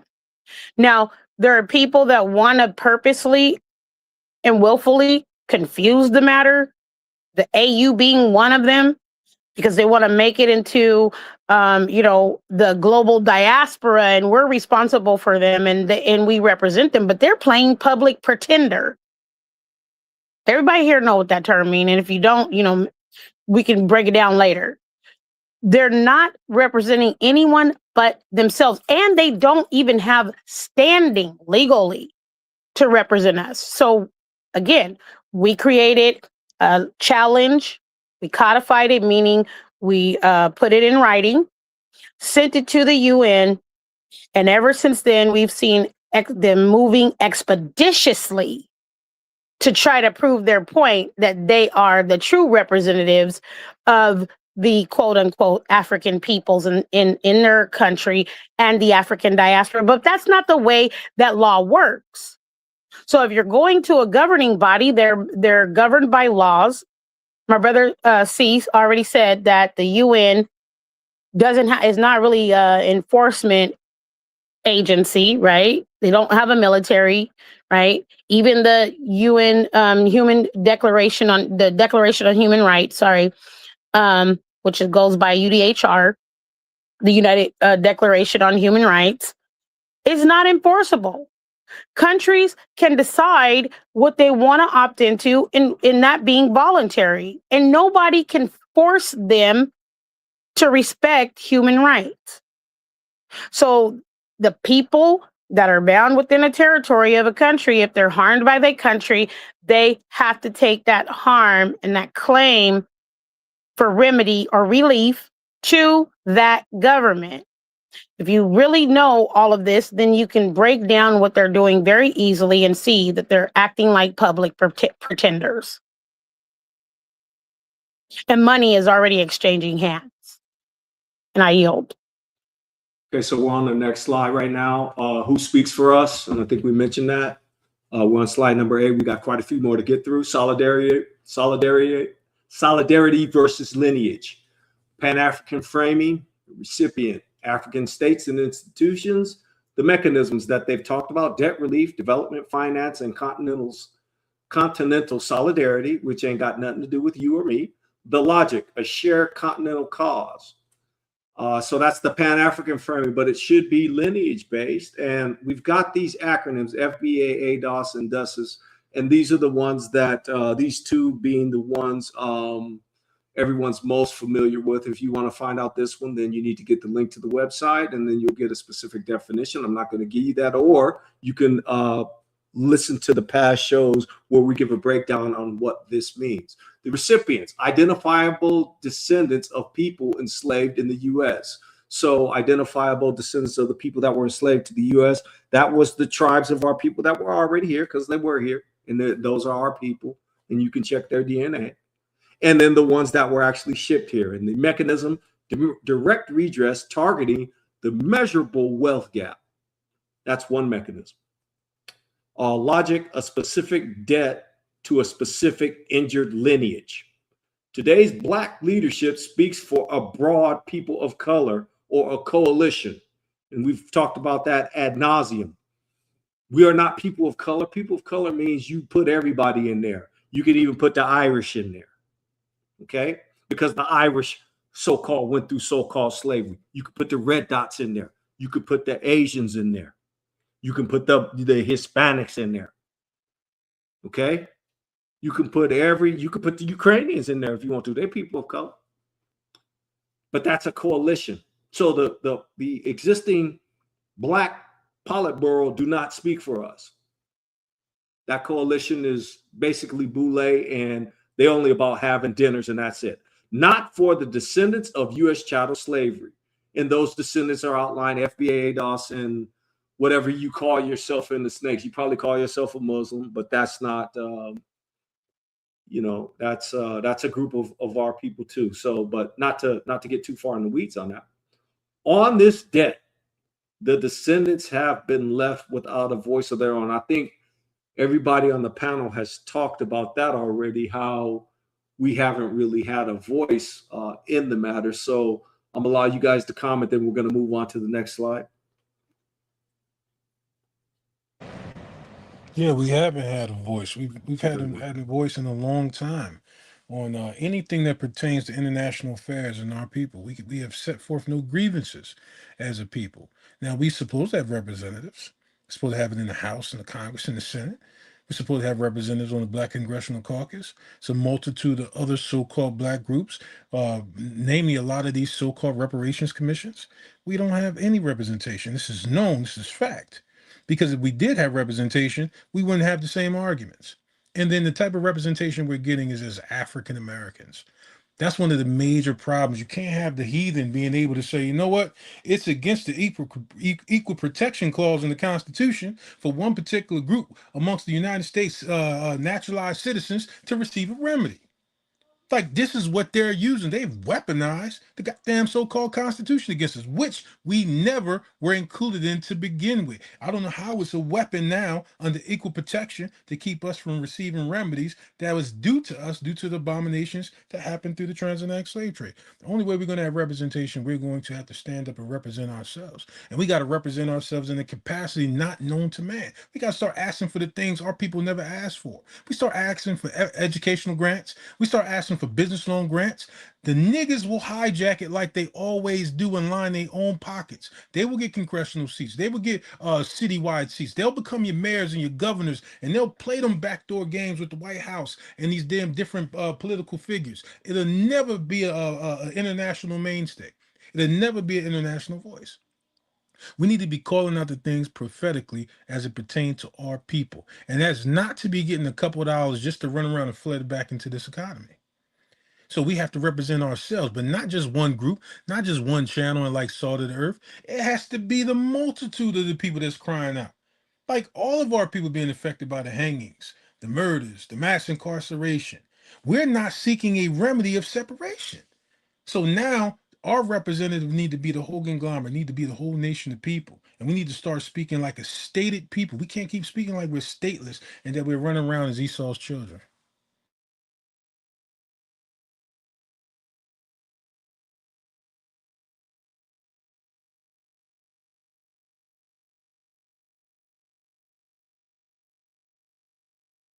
Anybody else before we move to the next slide? I'm gonna give you once, going twice, sold to an American. That's what they said to y'all when they were selling y'all. Going once, going twice, when they were selling y'all on the trading block, that's what they were saying. And then they said at the end, sold to an American. Claims versus receipts. There was no African at the table. Claim by this a Black Wall's defense, this liar. Yeah, I'm calling you in the open air, you a liar. Point blank. Matter of fact, you a goddamn liar. Yep, Brother C owned one today. Complicit is a colonial divide and conquer myth. You goddamn liar. Africans didn't draft the laws, the insurance, or the financial architecture of the trade. Oh boy. Y'all gonna have a field day with this one. No match, operational and upstream. True, but irrelevant. The complicity was never legal. It was capture, coffles, and coastal brokerage. I didn't write the buyer's contract, does not deny supplying the buyer. So let me get this straight. If America is talking about the war on drugs, right? But the American banking system laundered all the money, but yet you lock up the cats on the corner of LA, Camden, New Jersey, Baltimore, Chicago, parts of North and South Carolina, Detroit, Atlanta, parts of the Bay Area. You lock these people up, okay? But you don't implicate the bankers. You don't implicate the heads of state of these different nations that's moving the product from point A to point B to point C. Then it finally winds up in a neighborhood near you. Okay, let's keep reading about the next ones. Demand side, Europe and the Americas. Capital, ships, insurance, the plantations that were built, that consumed the labor, the buyers who paid. Now, you had the whole Western construct, the whole of Europe and the rest of the earth, when you think about it, not just the whole of Europe, was built, and it's always been said here, on the backs of the Israelites. I'm not even going to say so-called. It was built on the back of the Israelites. But who supplied it? That's the demand side. But who was the supply side? Africa. Africa supplied it. So Africa was the supplier. Africa was the plug. Africa can lie and say that they did not architect this, then they a goddamn lie. They created this. I don't give a Peckerwood that much credit. They created this. They created this whole construct. And what was the supply side? So they was responsible for the capture, march your monkey ass to the coast, say how much it's worth, and then sell you at the forts. And then you were transported by ship to the United States, where you stood up on auction blocks, where, like I said, going once, 75, 75, 85, 85, 95, 100, 100, 100. No, 2,000, 2,000, 2,000. Look at this young buck that we have here coming up here, standing, strapping. Okay, what are we going to bid? For opening bid, 1,000. I bid 1,000, 1,000. What about 2,000? 2,000 over here, 2,000. I see 2,000. What about 2,500? 2,500. 2,500. 2,500 going once. 2,500 going twice. Sold to an American. I'm a yield. Comments on this? Yeah, I want to go here. If we look at the intercontinental American transport logs of slaves, what you will clearly see is that over 60% of them were children. First of all, we gotta get around some understanding, right? There were children, more than 60%, and those ages ranging from 3 years old, some of them 18 months old. You just go down the list. The oldest that I've seen is 24 years old. The oldest. And that was rare because for the most part, you'll see a list of names. You look at the ages. You have 11, 5. They had 5-year-olds doing domestic labor, right? It's just wicked any way you look at it. But by Africa's own argument, what they've said is, we didn't create the chattel slavery construct. We're victims too. Well, wait a minute, because the last time I checked, if you make a mistake and you figure out, oh, wow, I made a mistake, you don't keep repeating it. And how many waves of slavery do we have? Everything didn't just happen in one trip, right? And how many countries did they allow to come in and get what they wanted multiple times over? So their argument falls flat on its face when you look at the multiple waves of transport, them being allowed to enter, the multitude of countries that they allowed to come, French, Dutch, Britain, wherever else, right? And then the fact that in the transportation documents, the majority of the slaves being taken and transported are minor children, what we call minor, 18 and under 18. Even on the Spaniards and Portugal's manifests, they show children. So when you think of it as the children were being taken, where were the parents? Are those some of the people that you claimed jumped overboard, or did you kill them on the shore? Right? There's a lot of questions and a lot of information that show their complicity outside of the financial gain or benefit that they got for handing over captives.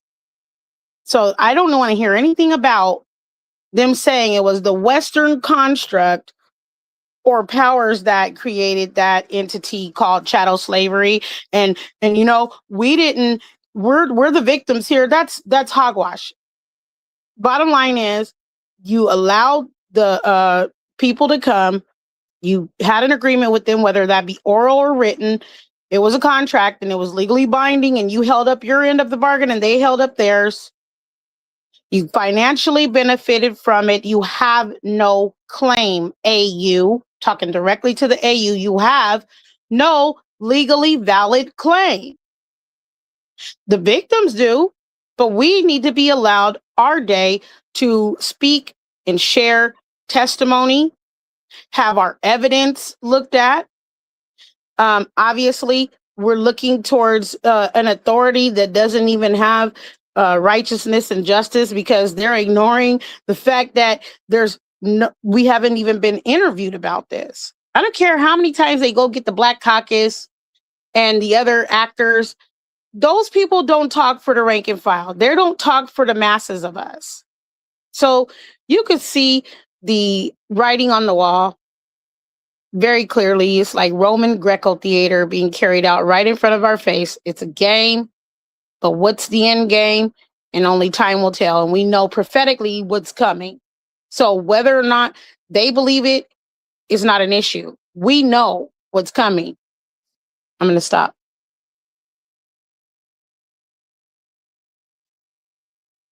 Okay, so I'm gonna move us on to the next one. We should be going to slide 10. You go jiggling on itself. So the straw man. This is one of my brother's favorite terms. I'm not gonna say who. The straw man. Don't say that, man. You gonna find yourself. You know, I'm just messing with you, brother. I'm just messing with my brother. That's all. That's behind the scenes. There's definitely some straw men up in Ghana and in America. I tell you that. Oh man, the straw man. Everybody got the scarecrow. When I think of the straw man, I think of the scarecrow in Wizard of Oz. So let's go and read the straw man. Not as guilty as is not guilty. So I'm gonna read with this liar. Yeah, I'm gonna call you a liar. I hope you hear, and those that sneak listening, that's gonna report back to Psalms 83, as my brother Yashadek said so eloquently, and he typed it in the chat. Shalom to you, brother. This liar right here, the Ghana FM format, said, we denounce and totally reject those claims that Africans are as guilty and complicit as those who masterminded this whole atrocity. You know what? I don't believe that the Europeans masterminded this tragedy. I believe y'all masterminded. I do not believe that the entity that you call Esau, the entity that you call the populace in the United States and abroad in Europe, I don't believe that they was that bright. Even though they stole gunpowder from the Chinese, I don't believe that they was that sharp to create this. I believe it was y'all, and I'm gonna stand on that. Let's look at the scarecrow. He rejects the scarecrow, a black one. I'm gonna leave his name at that. If I butchered it, so be it. The scarecrow, he rejects the claim that Africans were as guilty as the masterminds. No serious historian argues equal guilt. He is swinging at a claim nobody made. The real charge, and notice we got weights, and just balances, and that's book. Go find a precept. That the supply side was complicit at all. The captors, the sellers, the beneficiaries acting with one agency. Asante war to make captives. The Fonte built a confederation on it. He never answers this. And we're quoting sources, and we'll show you the sources where we getting this intel from at the end. But we not making this up, like the lies that they told, and there's other lies that we're going to uncover. Not as guilty as is not guilty. A beneficiary who rejects only equal guilt, while his own country's kingdoms ran the supply side, hasn't cleared himself. He has changed the subject. In other words, you doing that 3-card Molly, or that you got the 3 shells there, and you put the marble, whatever it is, the little ball under one of the shells, and then you run the game and shake the shells, and then some unsuspecting dude will point to the middle shell, but the ball ain't neither one of them. Not as guilty as is not guilty. You just as guilty. Matter of fact, you trying to say that you didn't mastermind tells me that you did mastermind it. Y'all go ahead and have at it on this one. Have at it. No, that's an interesting thing, because I didn't know that the merchant was any less guilty than the consumer, because both parties play a part. Like when you got a commodity, and that's obviously what Ghana is capitulating that they did. They had a commodity. The white European needed hands on the ground to cultivate this land, to make it the nation that it became. And Ghana said, okay, well, we got exactly what you need. We got something for sale for you, and we'll go inland to do it. So I don't know how they can say we're less guilty when somebody had to facilitate it. Somebody had to get the bill of sale from the sea corner. Somebody had to be able to have the commodity on sale for a person to come along and say, okay, man, I want to buy it. Now, that's not to say Ghana is less culpable than the ones who bought us, but that is to say that they both were hand in hand. What does Psalms 83 say? Well, you want to grab that? Psalms 83? Because last time I checked, the scriptures say they all came together, one consent, that the name of Israel would be no longer in remembrance. That they all came together and they made merchandise of us. I mean, if you think about the article, right, what the Archbishop said, that she found it to be very vile that they were having church service on top of the dungeon where the slaves were held. So a lot of times when we hear about the chattel slavery, transatlantic slave trade, it's narrated in a way as if the transactions took place all within hours. Like, oh, okay, they came to the shore, slaves were loaded, and then they left. The Archbishop just showed you a picture of what, looks like a longer period of time, that you have these other countries on the continent while getting slaves. They had a church service, right? We don't really have an accurate depiction or narrative about how long people or countries would come, stay, stock up on resources, do their trading and bidding on the shores or in the dungeons or wherever else. So, we have to think about the complicity even there. Outside of that, it's like any fallacious argument. And it begins with, many of them begin with a faulty point. The foundation of what they're saying is a falsehood, right? And they're going to build and build and build and build upon that. The problem that I see is what's not being said also is another problem. In the African Union, you have 55 member states. Why are they only talking to Ghana? And why is Ghana saying, well, yeah, the AU is who we represent? None of the other 55 members have anything to say? When does that happen, right? We know that there are states within the U.S. and states independently and sovereignly have the ability to voice their opinion, speak from the governor's standpoint or whoever is representing that state at that time, Congress, whatever it may be. But you have 55 member states as a part of the African Union, and only Ghana is speaking. Something is not right even in that.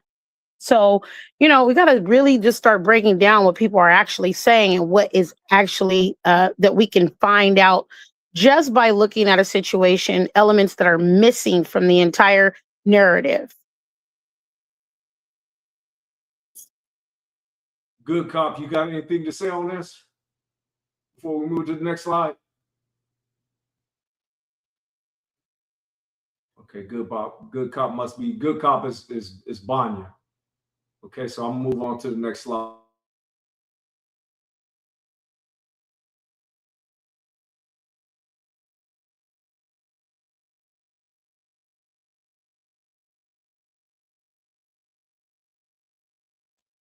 I'm unmuted and unmuted and muted myself, so please forgive me, fam. On slide number 11, the divide and conquer tale. Well, this is a tale like if you play poker, you showing people what you about by your movements and your actions and your speed. So turned on the descendants. So they're trying to use this divide and conquer tactic. This Ghana FM, I'm not gonna pronounce his name again, but here's his quote: calls the complicity argument a strategy to divide and conquer and very contrived confusion. Okay, so you know who that's pointed at, right? That's pointed at delineation. Okay. Delineation is Psalms 83. You separate from Psalms 83 and his friends and cohorts. And once you separate from them, you start looking to your own people, the Israelites in the United Snakes of America, the continental United States, and you start building with them. You give the middle finger to every other nation and group of people. And you say, hey, I only want to rock out with us. The boycott of Asians is what? The sisters and the brothers talking about, hey, I only want to rock out with us. I don't want to rock out with y'all no more. Okay? That's necessary to happen. That needs to happen. That should have happened 50 years ago. We shouldn't be so welcoming of other groups into inviting them to the picnic, inviting them to the dinner, inviting them to the cookout. And then what do? They'll come to the cookout, they'll see how you cook it, and then they'll run back, show their people how to cook it, and now they invented it, and you left ass out. This is 100% aimed at the descendants. I'm reading now who it was aimed at. It's 100% aimed at the descendants, 100% aimed at S.O.T.E.P Productions and any delineation effort. The complicity point is pressed hardest by the descendants themselves. So the charge lands on the very people demanding repair for their own bloodline. Next point, the accusation is backwards. What this clown, his last name, whatever it is, I'm not even going to say his name anymore, naming who sold your ancestors doesn't help colonizers. It lengthens the invoice. Britain, the church, and the successor politics. Or polites, I'm sorry. Division shields the seller side. In other words, because we saying, hey, you did it. You sold the people. Oh no, that's divide and conquer. That's that FBA, that's that ADOS, that's that DUSCS, that's that delineation thing. Y'all see the delineation wars happening on YouTube now, and Africans never could stand you because when they came over here, a lot of them will say the Akata. Y'all remember that movie Sugar Hill? And I just watched that. Peace be upon Michael Wright, just passed 70 years old. Peace be upon him. A great actor, a very underrated actor in my estimation. However, in the movie Sugar Hill, what did him and Wesley Snipes do when they said that Akata word in front of their face and they knew what it was? See, y'all came over here with that bullshit, and your ancestors have taught you. The ancestors taught you, and when y'all watch the films, the government told you, interface whoever you want to interface with, but don't interface with those goddamn dinkers. Okay? You can interface with the Arabs, you can interface with the Italians, the Mexicans, the Filipinos, the Red Dots, the Germans, the French, although they really don't want to fuck with you like that. But I'm just saying. Yeah, I'm on one right now, so you're going to hear me say a little bit of everything. I'm not holding my tongue. I'm of my father. Unity as dilution. So the falsehood of this Pan-African BS that was more than likely spawned here and then repackaged over there. Now they putting on the clothing that they don't even used to wear, and now they Pan-Africanists now. Okay. Unity as dilution. folding a specific lineage-based claim into we are all one Africa. That's horseshit, because we not. If we was one, y'all would have reached back and said, hey, we want to get our people back. And I would ask Africans this too when I meet them in real life. I say, hey, man, how come y'all never reach back for us? This was before I was in the know. But I would always ask them, hey, man, I vibe with y'all, get down with y'all. How come y'all never reach back to us and try to bring us back home? If that is our home, because a lot of our people is already here too. Folding a specific lineage-based claim into we are all one Africa is a BS argument. It reroutes redress to African states. That embrace is how the descendants' debt disappears. So in other words, you do that magic trick, then people will start looking at focusing like most people are. Hey, it's the white man. Hey, it's the white man. No, it's the whole supply chain. You got to go from one end, the supplier to capture first. You had to pay people to capture. Then once they was captured, you had to get them to the force. And that whole supply chain from the forge to the ships to the snakes to the quarters, slave quarters to the auction blocks to the plantations. That whole supply chain is complicit. And that's why it's good that a lot of them plantation houses have either been destroyed by fire or burnt the hell up. Last point on this slide, naming who sold you isn't divide and conquer. It's the full invoice. It's identifying the full supply chain. But the unity argument, that erases the descendants' claim, is a discount to the sellers. In other words, oh, they Hamites or they Africans, they just like us. So we'll get them a pass on what they owe when they was already paid. Comments? Yeah, honestly, man, I believe not only Ghana, but all these African nations that come over here and they stick their nose up at us. They don't have the ingenuity or the intelligence to stay where they at and fix their own country. But they come here where our forefathers bled and died and made it possible for them to have a better life than they have in their own country, and they stick their nose up at us. And you know what else? It's they're upset because we're not under any delusion of any unity. You know, they've been doing it. When did Sugar Hill come out? Sugar Hill That was came like out. 90, was it 98? I mean 95, something like Yeah, that. they came out in the early mid 90s, right? They've been doing it before then. You know, they come here and they act like they're better than us, and then they think that we're under this delusion that they want to be unified with us. How many times have we seen brothers say like these Africans don't like us? How many times have we experienced that? How many times have they come into our communities and then they pair off with their own nations, with their own African countries within the community and shut us out? How many times have they patronized our businesses and came and made wealth flow through our neighborhoods and in our communities? They've never done that, you know. And then on top of that, to add injury to insult, now you're trying to cosplay us in our afflictions. You're gonna say that you had something to do with going through that when you was the main, you know, you the main the. Whoo, man, I'll tell you, man.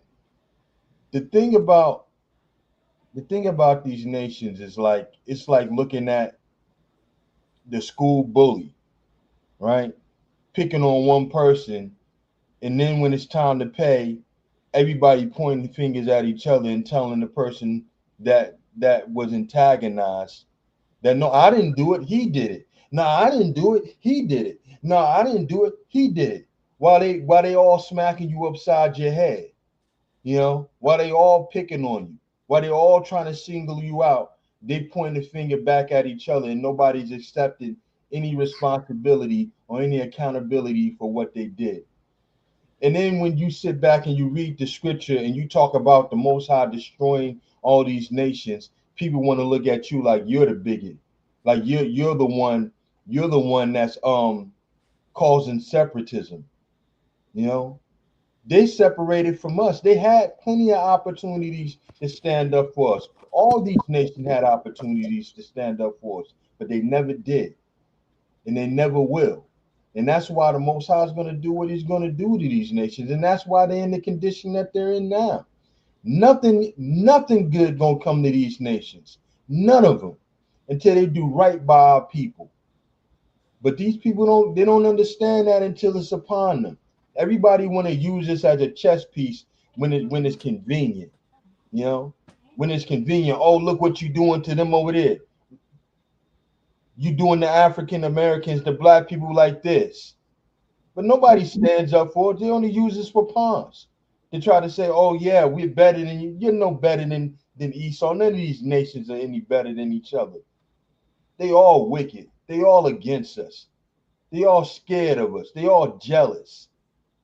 And it's not even because of our abilities. It's because we got a God that chose us. Why you make your little trinkets and dumbass idols? We had a real God that chose us, that prospered us, that sacrificed for us. But she can't die for all these wicked ass nations. You know what I mean? You look back and you read the scripture. Who is he warring with? Who's setting up the war with Mashiach if he's coming for everybody?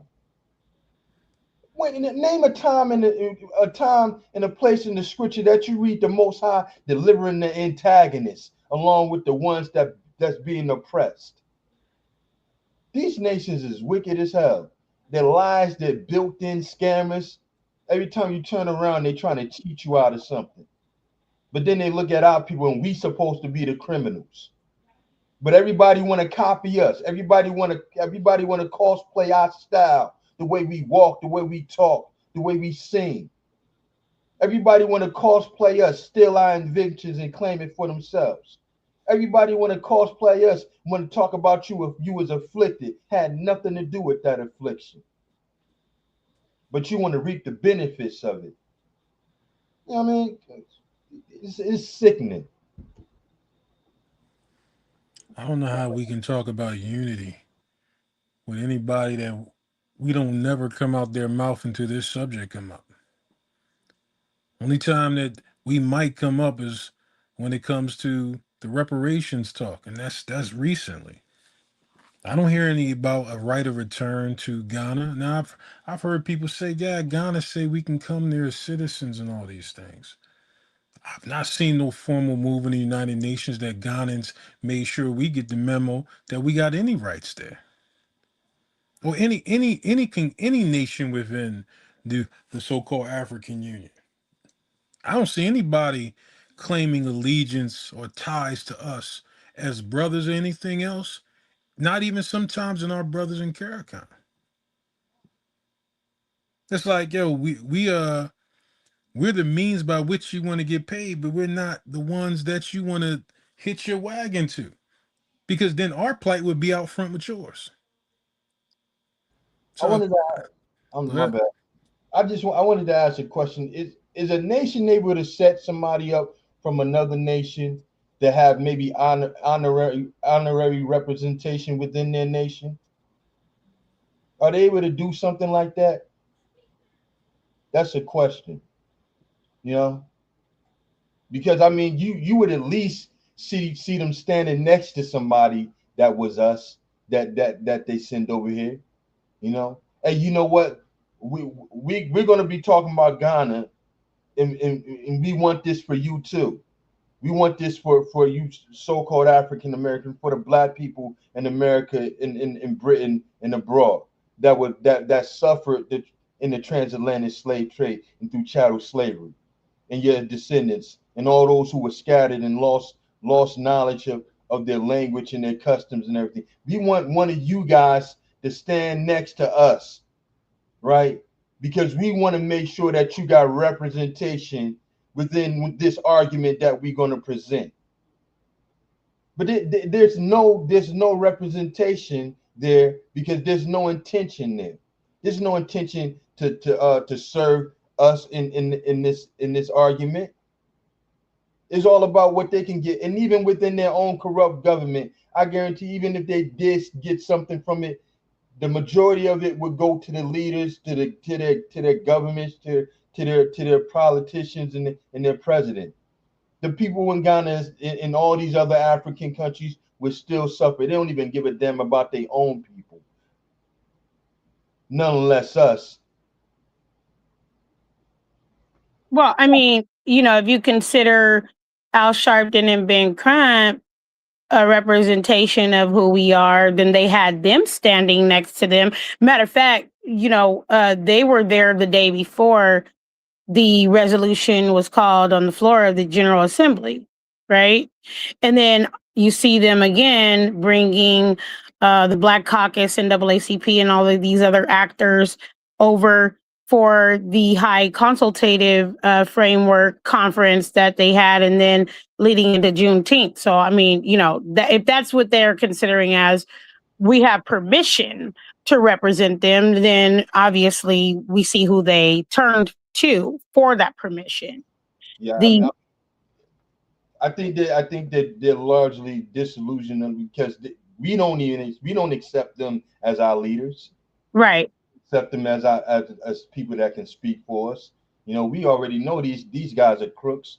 Anybody in these Greek fraternities and all that, they don't represent us. What's what they call the bougie? The boule, brother, the boule. The boule. Right. Nobody from the boule to represent us. Right. And they're not disillusioned about that. They know that. They know that you know, they're utilizing deception, manipulation, right? Something that appeals to someone's feelings because, oh, I recognize this leader because they look like me, right? And either the prime minister who says that he represents the AU and represents this matter and is leading this, the president that's leading this charge for so-called reparatory justice, either they're ignorant or, like we said, they're using rhetoric. The projection can be seen in the divide and conquer quote. Because if you break down what is divide and conquer, divide et impera is a Latin term to divide and rule, which describes a political entity, military, or ruler social strategy of gaining and keeping power by breaking large groups into smaller pieces, which then in turn makes the opposition to either that government or ruler weaker, right? So they're the ones that, you know, broke us up. We don't even have the political, social, or economic power to divide and conquer in the way that they're saying. It's them, right? When we look at, you know, divide and command, we look at the way that they're even articulating it, it shows their ignorance. They don't know what they're talking about. And I heard it said multiple times that the premise of that argument means at some point we had to be unified or in agreement. You can't divide and conquer in the way that it's supposed to happen, in the way that the divide et impera, the Latin term, divide and rule, is carried out without there being an inherent assumption that there was prior unity or agreement or a common identity. So are they using that phrase to signal something else? Right? Like, oh, we have a common identity. And these naysayers are the ones that are the problem because they don't want to agree with that common identity. These people are playing games. They're wordsmiths, attempting to cast spells, but it ain't going to work. And there wasn't a connection because we're different people. That's why they pointed us out to those who they were confederate with and took crafty counsel with in order to gain a financial benefit when they came to look for us to come and get us. It's just the bottom line. So the words, I want the people watching this, watch the wordplay. They're oftentimes dog whistling or signaling something else. Okay, I'm gonna jump on to the next slide. We got about 7, 8, 9, 10 more to go. Okay, contrition. The honest voice overwritten. And there's only one honest voice on the earth right now, and that's the voice of the Israelites. Everybody else is liars and false pretenders. Yep, I'm gonna stand on that. As I'll always be where I'm at. Nobody else can decode the book. Nobody else can barely decode a comic book, let alone the book, the scriptures. Line upon line, precept on precept. The books that you've seen, the books that we brought out and that we have read to you, the books that other brothers have brought out and read to you, the books that are seen and the books that are unseen, that's hiding in Vatican Roma now, that's got our names written in it specifically, because our people never stop writing. Contrition on mute, the apology, making it personal. King Taki Teku Tsuru II, the god Mansi, apologizes for his ancestors' role and says he too must make financial amends. It is the article's most honest moment, but it is symbolic and personal, because if he gonna make a financial amends, that means he need to run that money, some of that money, to me and to my children, to my children's children. Okay, but the denial, on the denial side, which is total ambiguity in and of itself, but we'll read it anyway. The denial state. The foreign minister, rejection of complicity is state policy. Okay, backed by the UN resolution and an 80-nation summit. So they met and spoke on this and talked about this. The institution overrules the apology. The king concedes Africa should pay, so that the king says that, hey, I need to run Brother C his money. I don't know about the rest of y'all, but he owed me personally. Contradicting his own foreign minister. The article stages that contradiction as a footnote, then lets the denial stand. So the writer of the article, which we pointed out, they need to be ashamed of themselves and they need to be called out on this. Any so-called Israelite, so-called Israelite, any Israelite that sees this article need to write to them and say, hey, how did you let this slide? Where on the one hand, you got the king making an apology, but before the king in the article made the apology, you got this lying bastard talking about, oh, we wasn't the ones that invented, we not complicit, we was on the sidelines, the white man came and just happened to take everybody, although we got paid guns, we got paid whatever we got paid. And now we also looking for reparation. That's just like the slavers that were here when we were supposedly set free, got reparations for the slaves that they released into the wild, which they really didn't release them, they kept them. So they got a twofer, right? I'm gonna go on mute and let you guys have at it. I'm gonna make a proclamation right here now that the Most High gonna deal swiftly with all these nations making all these false claims. Most High gonna deal swiftly. May he swiftly bring plagues on all these nations that's acting like cowards. All these false pretenders, all these tellers, all these wannabe Israelites. May the Most High bring plagues on them. That's it. That's all I got to say. Selah, so be it. Selah, Father, you heard that proclamation and you understand why we're actually here. We're doing as you are commanding us to do. May death and destruction follow Ghana, and whatever they put their hand to do, may the Father break it in pieces. Selah. Anybody else want to comment on the slide before we move to the next one? I'm gonna let the declaration stand on that one. Selah. Okay, we're You gonna know how I move. feel about statehood, Aki.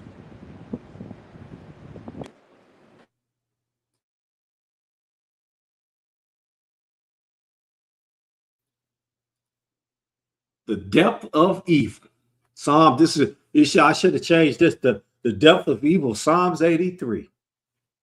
The castle was only the threshold. The Archbishop of Canterbury at Cape Coast Castle, Ghana. I felt the weight of the depth of evil. I was deeply moved by the horrific conditions that people were kept in. The dungeons. Brother C, that's how she sound. You probably sound like the Wicked Witch of the West. Right. No, I'm just messing with you, brother. Did I get the voice halfway right? You got it right. You got it right. Good job. Brother C got some acting chops. Like, bro, what's going on here? Okay, y'all messing with me now. Brother Okay. Cleo used to do theater.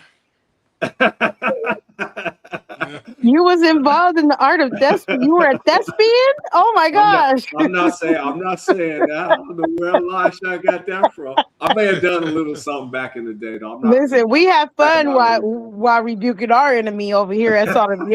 You know what I mean? Yeah, but she coming like, I could only imagine her. Oh, they were just in such deplorable conditions, and it was just so awful that they had to go through this. So let's read the whole thing then.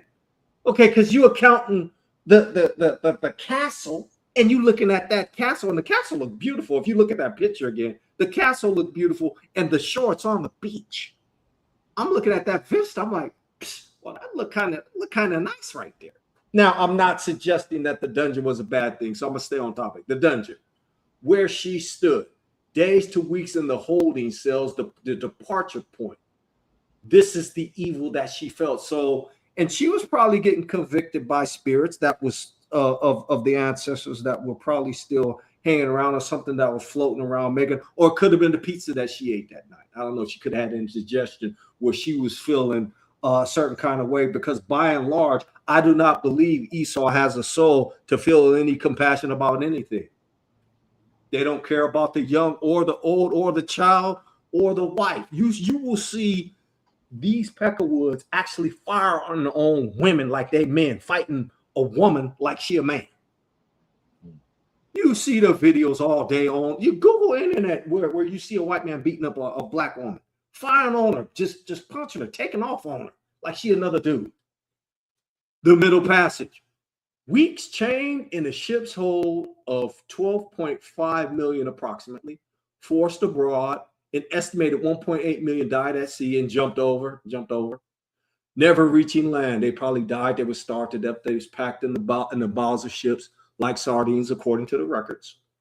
So the Middle Passage, which was a bigger hell, the dungeon or being stuck on a ship for who knows how long, barely eating, barely surviving, a lot of y'all dying, and then the diseases that were on board. And then it's going to take you however long to get from point A to point B. When you're on a ship for a long time, you start getting stir crazy. For those of you who've been in the Navy would attest to this. Last but not least, the Americas.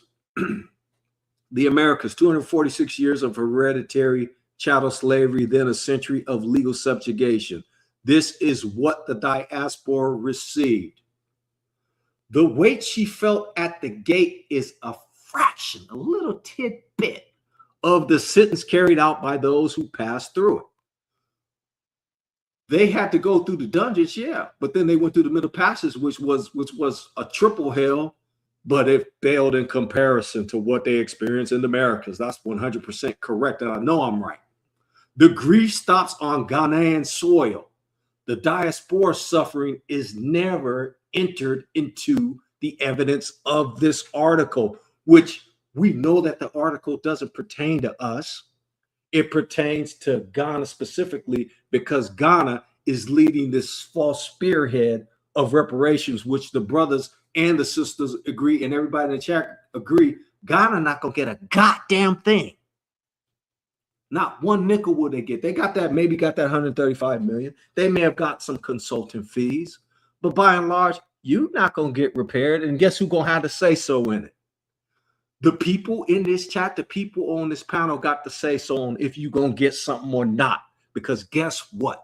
Our Father created this construct. And if we say that you're going to get destroyed, then guess what? You're going to get destroyed according to as it is written. Okay? Let's make that perfectly clear. Nobody going to get by. Psalms 83, Ghana, you Psalms 83. You're not going to get by. Esau and them not going to get by. The Arabs with their wickedness, with their wicked religion, they not gonna get by neither. None of y'all gonna get by. Comments on this slide? I find it interesting that parts of the 12 tribes were assigned coastal places, right? And the like you said, the castle being beautiful, and we know that they're telling flip-flop narratives and false stories. So I just, in making observation of what I see and the beauty of some of the architecture, we already know that, the thieves stole things and claimed them as theirs, and even created narratives that might not even be true. So we can't even believe that this was a dungeon just because they said it was a dungeon, right? I have to question everything, especially what they say, because all of a sudden they want to be honest, or what they consider honesty, when it benefits or suits them. And then the honesty is still half baked because it's just a story that they made up. But the really challenging thing is what they're putting in the codes, right? What they're codifying, how they're trying to continue to use written laws to bind us, and it's not going to work. I agree with you. I agree with you 100% on that. We are in action against that written codified mess, and it's not going to work. That whole nation will be destroyed before they get a nickel of my ancestors' money. They'll be destroyed before they get Wise Society, Elisha, Banyas. Well, my sister has. She was in trouble making self, and she needs to get saved. Notorious Hebrew, I am the Oracle. Yashadek, Mr. The Original School. They owe all of y'all money. And they're not going to get another dime of our money, of what we owe, not just money, the gold, the silver, the platinum, uranium, the rhodium, the AU, the AG from the periodic table, and even the material that they made of, unobtainium. I want that too. It came Brother from the C, movie. What? Huh? Go ahead. Brother C, now you got me triggered because I'm gonna go back to the resolution, right? What they're asking for as a legal remedy, and this is now law, the reparations resolution that was passed into law, is artifacts. Remember, I kept saying I don't feel comfortable with this discussion about artifacts, because who is claiming what? The people that sold us? What artifacts are they looking for? Right? Last time I watched Amistad, or what's the movie Roots, we was butt naked. We didn't bring no artifacts with us. So now you gonna put into a resolution that you deserve your stolen artifacts. Well, who stole them and where are they? What artifacts are they talking about? Right? I have a question about that part of that sentence of the code. And the other thing is that they're demanding a promise of no repetition. Well, tell yourselves that first, right? Like, when did you decide you were no longer going to buy, sell, and trade people? I just want to know, did you make that codified thing where you told yourself, Ghana and the AU, that you have an agreement within yourselves to not repeat the history? I don't see it. And I don't think anybody watching this has seen it, because you're demanding non-repetition. But what have you done to prove that you're not habitual repeaters of criminal behavior, of buying, selling, and trading people for your benefit of your own economic development, infrastructure, and gain? So there's a lot that can be said about who's bringing this and calling themselves the leaders. And I'm glad that it happened in this way, because now it's been exposed. Emperor ain't got no clothes. Point blank, period. Let's move on to the next slide. Man, you keep jiggling them wires, boy. 100 million pound resistance inside. Even the apology is contested. And let's take a look at that lens. See, we deconstructing your whole article, and you ain't gonna have a leg to stand on from top to bottom. The 100 million euros, the 100 million euro fund, the Church of England is 100 million pounds actually, set up 100 million pounds, 135 million US fund. By the article's own account, establishing it encountered resistance inside the church, and it carries no binding schedule. So in other words, they said on paper, which is what they always do, they lie, the soulless entities that they are, hey, we're going to give you ABC. Wasn't somebody was promised 40 acres and a mule? I remember that. And then somebody reneged on it. Okay. The camera never turns. A third of the article watches a foreign buyer-side institution feel its guilt on Ghanaian soil. It never turns landward. Who marched the captives to the Cape Coast? Who sold them at Anomabo? And who got not only sold, but they got payment for it?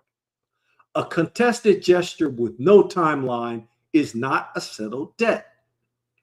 Even though she was on record talking about, oh, I wish that they would not have been treated so bad. And if we would have given them tea, we should have also given them crumpets as well, because that would have been the righteous thing to do, right? Then they have the proper tea time with tea and crumpets. And the church is the only party in the piece asked to pay anything at all. So in other words, the Ghanaian king, the taco that looked like a nigger from the neighborhood near you, talking about, hey, we guilty. We know we guilty. We need to pay somebody something. But where the schedule at? Where's the breakdown of, okay, so you go give Brother C $500 a week. Okay. Yeah, okay, so where the schedule at that say you're gonna give me $500 a week, and then what account I need to give you my either my SWIFT number or my routing number and checking account number so that you can make that direct deposit, or I could give you my Venmo or Cash App, right? Where the schedule's at for payments? Because you done already said that, hey, we need to make a monetary contribution. Okay, so what are your plans to do in that? King, they could send that 135 million to Let Freedom Ring 1 at Cash App. Again, that's no, I'm playing. But no, really. They haven't even spoke with us. Man, they can send that to C-Thrower at getmemoney.com. Period. Brothers got something to say on this slide before we move forward. Yeah, there's always some urban legend of monies that's out there somewhere and who they're supposed to be allocated to. So what can you really do? Hold on. We need Robin Hood now. We need Robin Hood.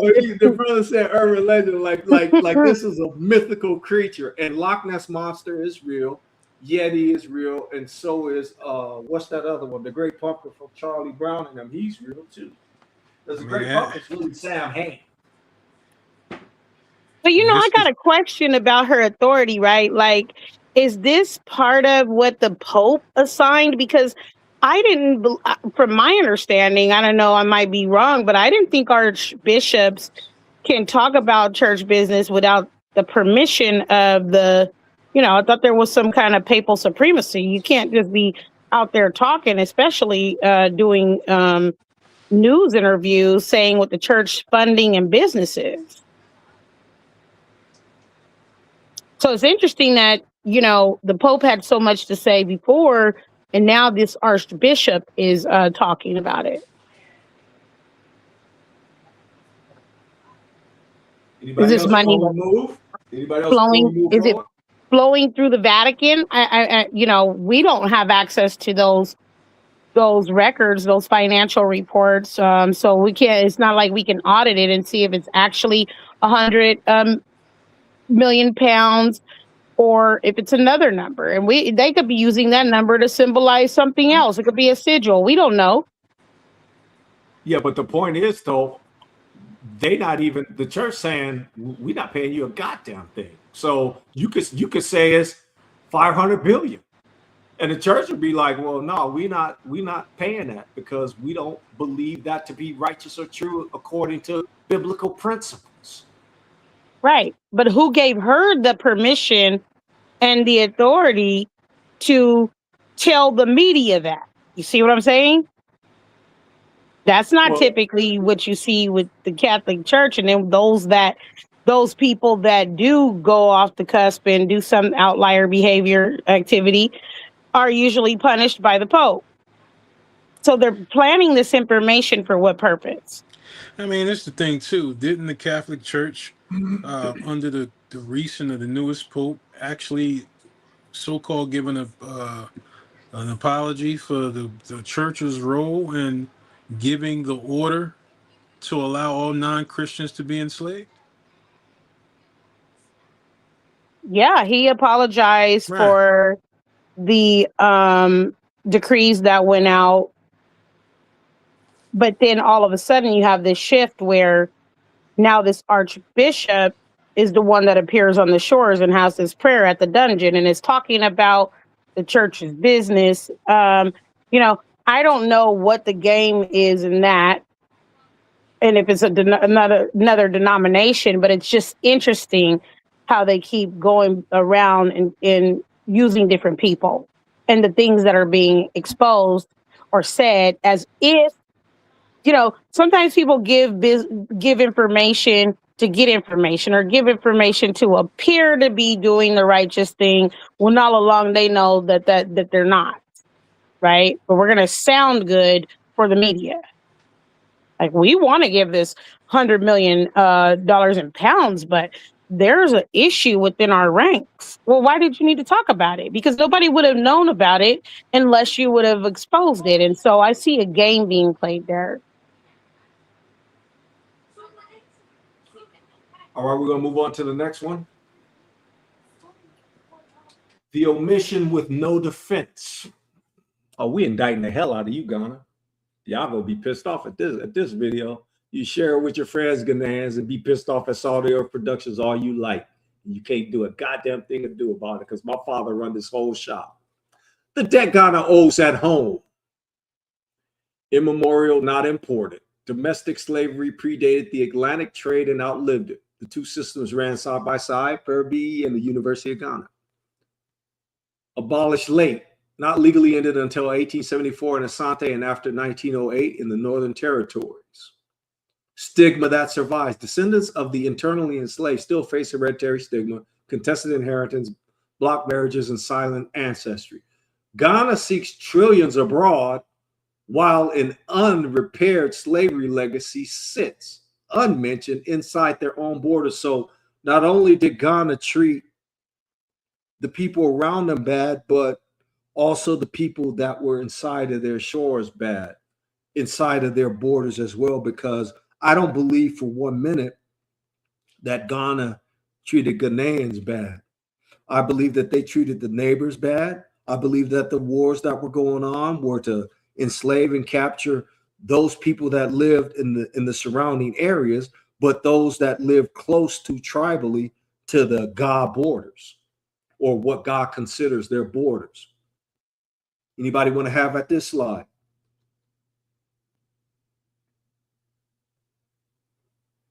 Y'all like mute on this one. Y'all like, well, we don't give a damn about the Ghanaian people, which we rock on the same plane. So let's move on. The receipt, billing the descendants, 1.9 billion in tourism from year of return. This is what they made of the year of return that they billed out to so-called African Americans, and 40 million of World Bank Heritage Tourism financing. And this Diaspora office, the project morphed into a revenue engine.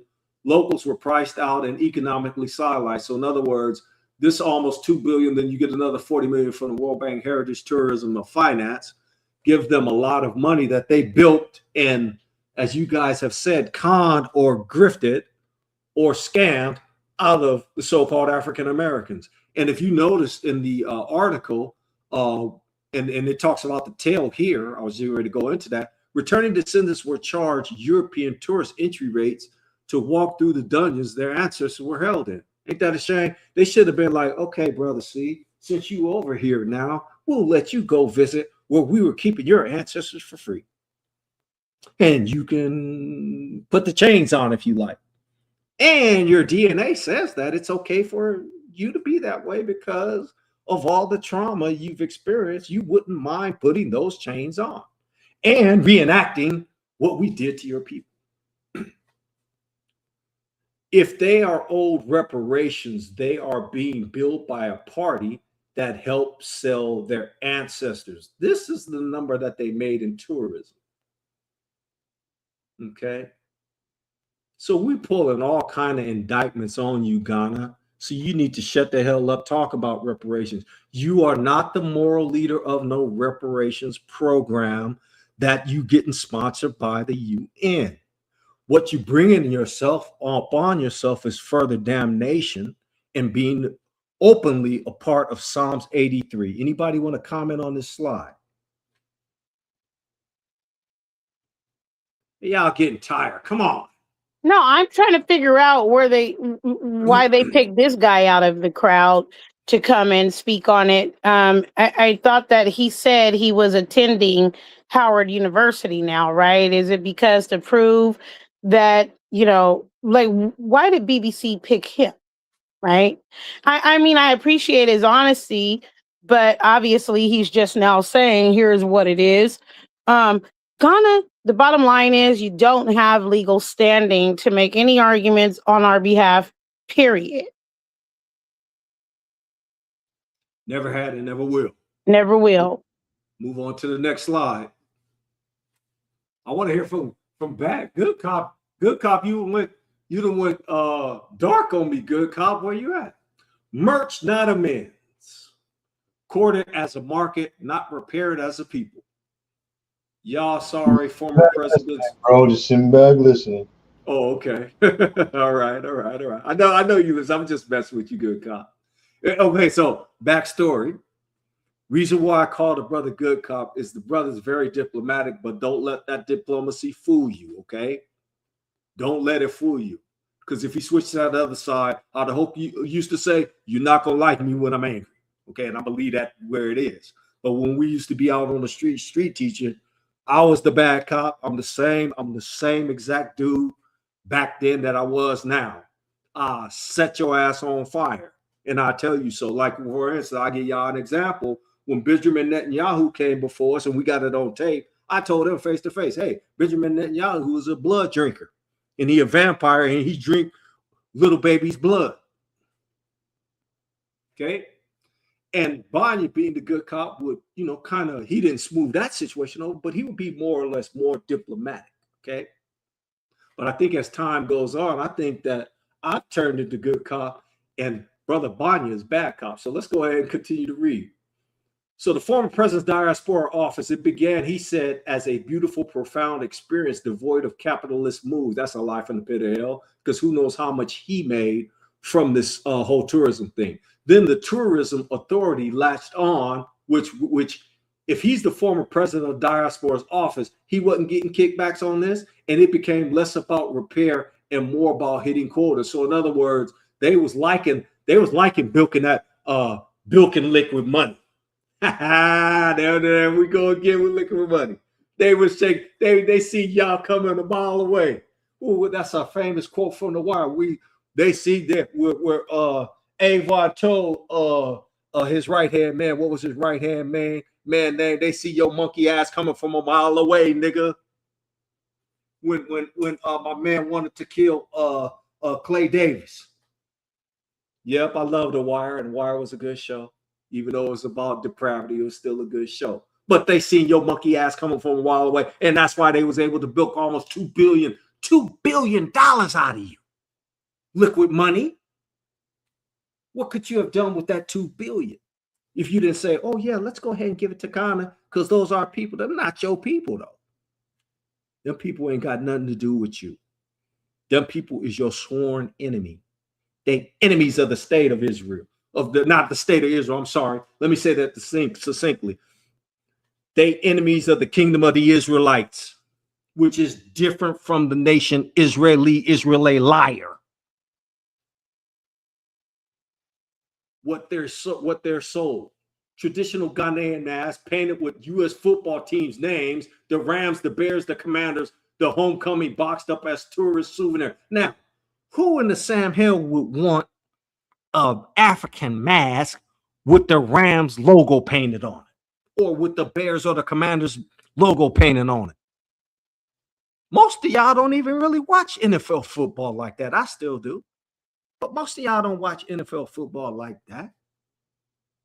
Who the hell does this apply to? And yet, your monkey ass will go over there and say, oh, yeah, I'm a fan of the Rams. Let me grab one of them masks. And you don't even know what that mask really represents. You're going to put it on your wall, and it could be casting spells on you, believe it or not. I'm not even going to go into that realm. I'm going to leave that where it is. Okay? Where the money goes? To vendors and Ghana's tourism economy. So they done created a whole $2 billion economy and getting World Bank heritage tourism financing off the backs of who? Once again, the so-called African American, the Israelite, the kingdom people, book people are going over there funding this expedition out of the hard-earned cash that they make. Anytime you book a plane ticket on an African Airlines, anytime you go visit them dungeons, they're going to charge you the same amount, and then they're going to sell you some nigger trinkets. What do I need with a goddamn mask of the Las Vegas Raiders for? Or let me see, what's the or the Philadelphia Eagles or the Baltimore Ravens? I know I'm gonna hit you a lot. I'm trying to hit you, Elias Shaw. What I need a mask of them for?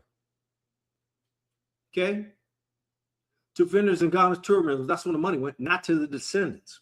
Not 1 cent of its reparations. They are the buyers, never the paid. The descendants are pandered to all the time with their own iconography and billed as tourists. When they look at you up and preaching to y'all from time immemorial, everybody on the earth sees you as liquid money.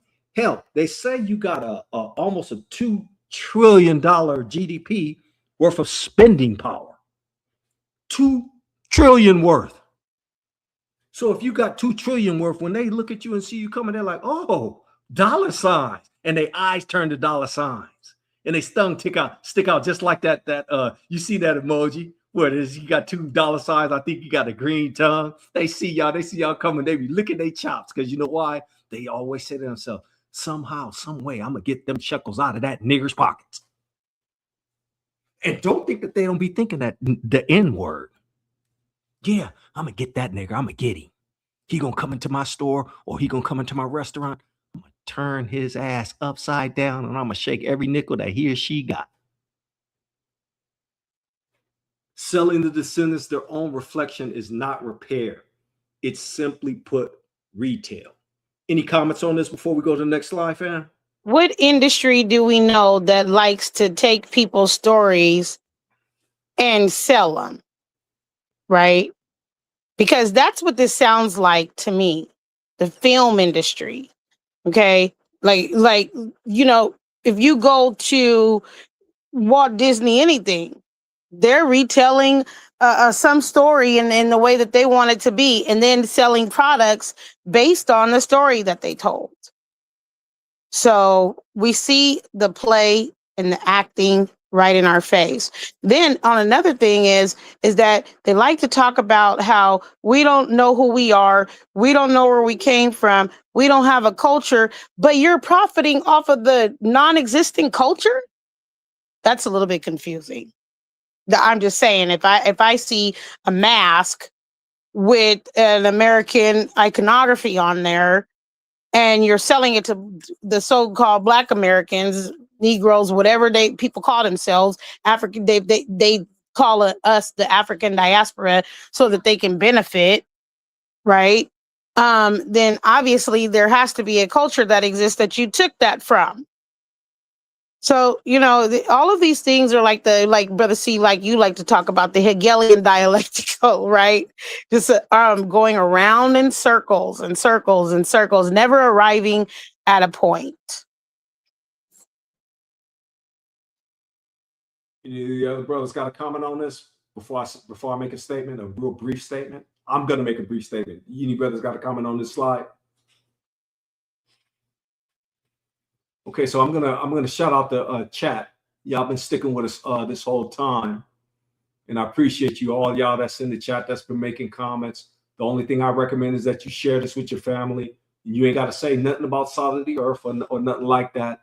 Just tell the family, hey, go watch this video, because we've been throttled so bad and we've been shadow banned so bad that I know folks not getting notifications. We got, and our subscriber number's been throttled, but that's okay though. The Father is going to get this information out to our people. Books say prophesy to the wind.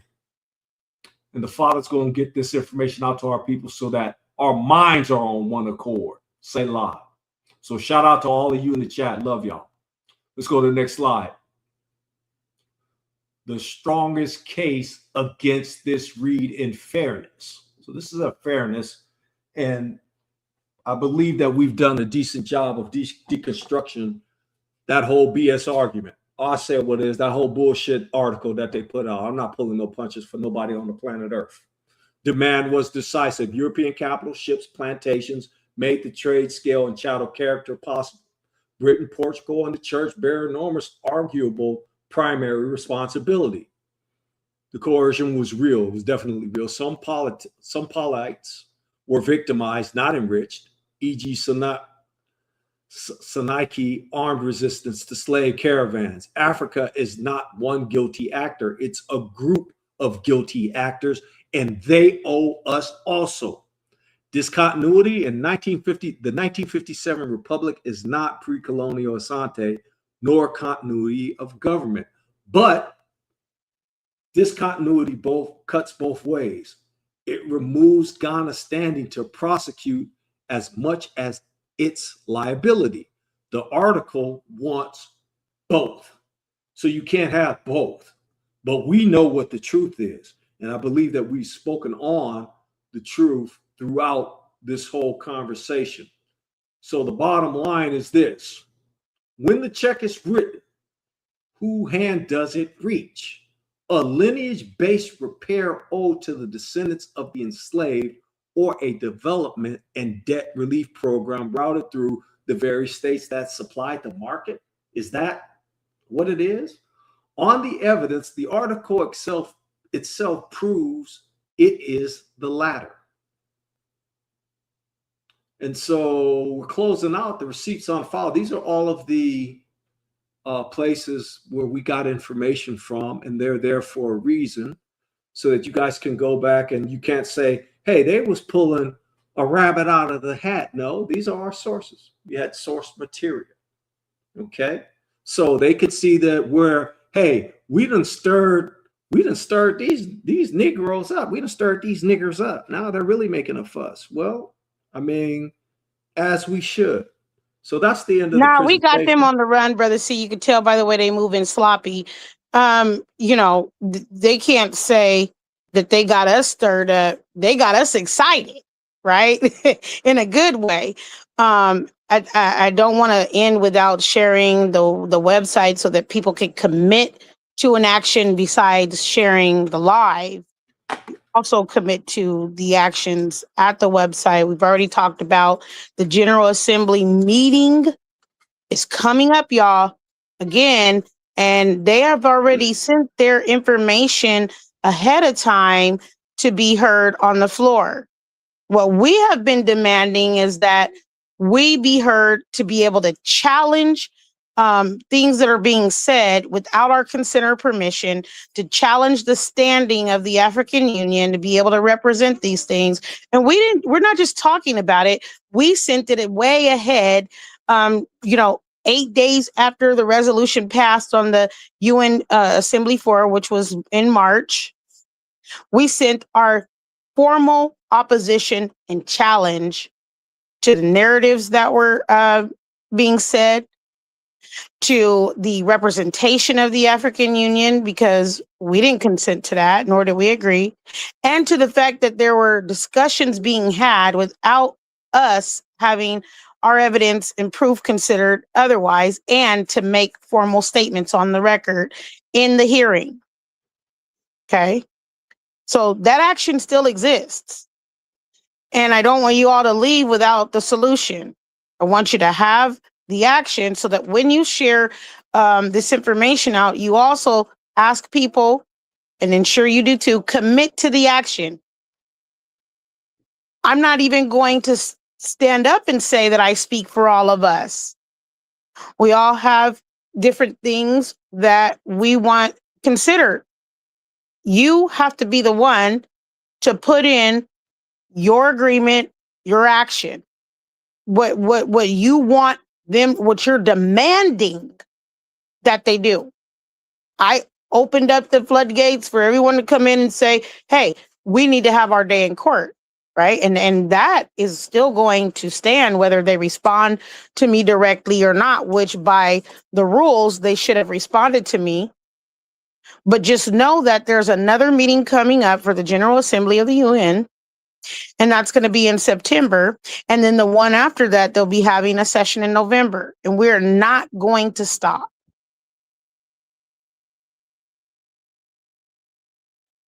Okay, so here's the website, and you can see the banner traveling on the bottom. And just real briefly, the submissions that the sisters submitted and the dates. These are all the submissions and who they were sent to. I scrolled through this earlier. I'm just scrolling through it again so that you can see that now. Everybody, as we've been saying, you can download your own submission, and there's full step-by-step instructions here. There's not much you have to fill out, but there's step-by-step instructions. When you download this, you can download it and fill it out and submit it to the UN yourself via email. And so we've done most of the legwork for you. The sister has done a lot of this legwork. All you have to do is just basically fill in the blanks. And you don't have to be an eloquent speaker, but just fill it out from your perspective. What harms were done to you and your ancestors that this wicked construct has done? So before we close out, we did end the presentation, but before we close out, I want to see if brothers or sisters, the sister has any more comments before we actually do close out. I would say before we do close out that everyone did a fantastic job of speaking their part, and everybody had a righteous part in this presentation. I appreciate all of you that joined on in the comments section. So I'm gonna yield. Okay, so what I want everyone to know is that we will be submitting more, but in order for you to stay updated about those submissions, come back for the weekly live that we have about this issue and this topic. Also check the websites, right? And you need to stay updated on what's going on in order for you to also then be able to submit whatever you need to submit. So we have more documents. We just barely begun. Okay. We have more things that need to be submitted, but in order for you to find out that information, you got to come back every week, check in, weekly update we do, and share the information. Another thing that I want to say is we have been putting this information out, and I believe this will be the 12th live that we've done about this. Obviously, it requires each one of you in the audience to get this information to your family and commit to an action. I agree with you, Brother C, I have not seen this information shared from larger platforms, and that's okay, because it's still getting to the people that it needs to be gotten to, obviously, or this BBC article wouldn't have came out. But there's still more we need to do. And so please commit to an action, share the information, and then return to the next slide so you can stay up to date. Okay, so we're gonna go ahead, Brother Bonnier. My bad. Go ahead, rock out. No, I was just gonna. I'll wait until the live is done. Okay, cool. You sure you wanna play it now? No. Okay. And Brother Elisha had to step out, so he's not going to be able to speak. Family, it was great being on with you, and we'll be on Wednesday talking about this subject. We'll continue to bang the hammer, and the Father will have who he wants to hear, and most of our people want to hear train wrecks, but if this is above your pay grade, it's okay. It's okay for you to sit in there and get laced up with this good game that we dropping, because it's beneficial to our people. You will look back over history and then you'll say, okay, you know what? The Salt of the Earth production team, they was fighting against this wicked construct, and they was going directly at the UN, they was going directly at Ghana, and whoever the hell else that need to get came at. So as we end normally, this has been another Salt of the Earth production.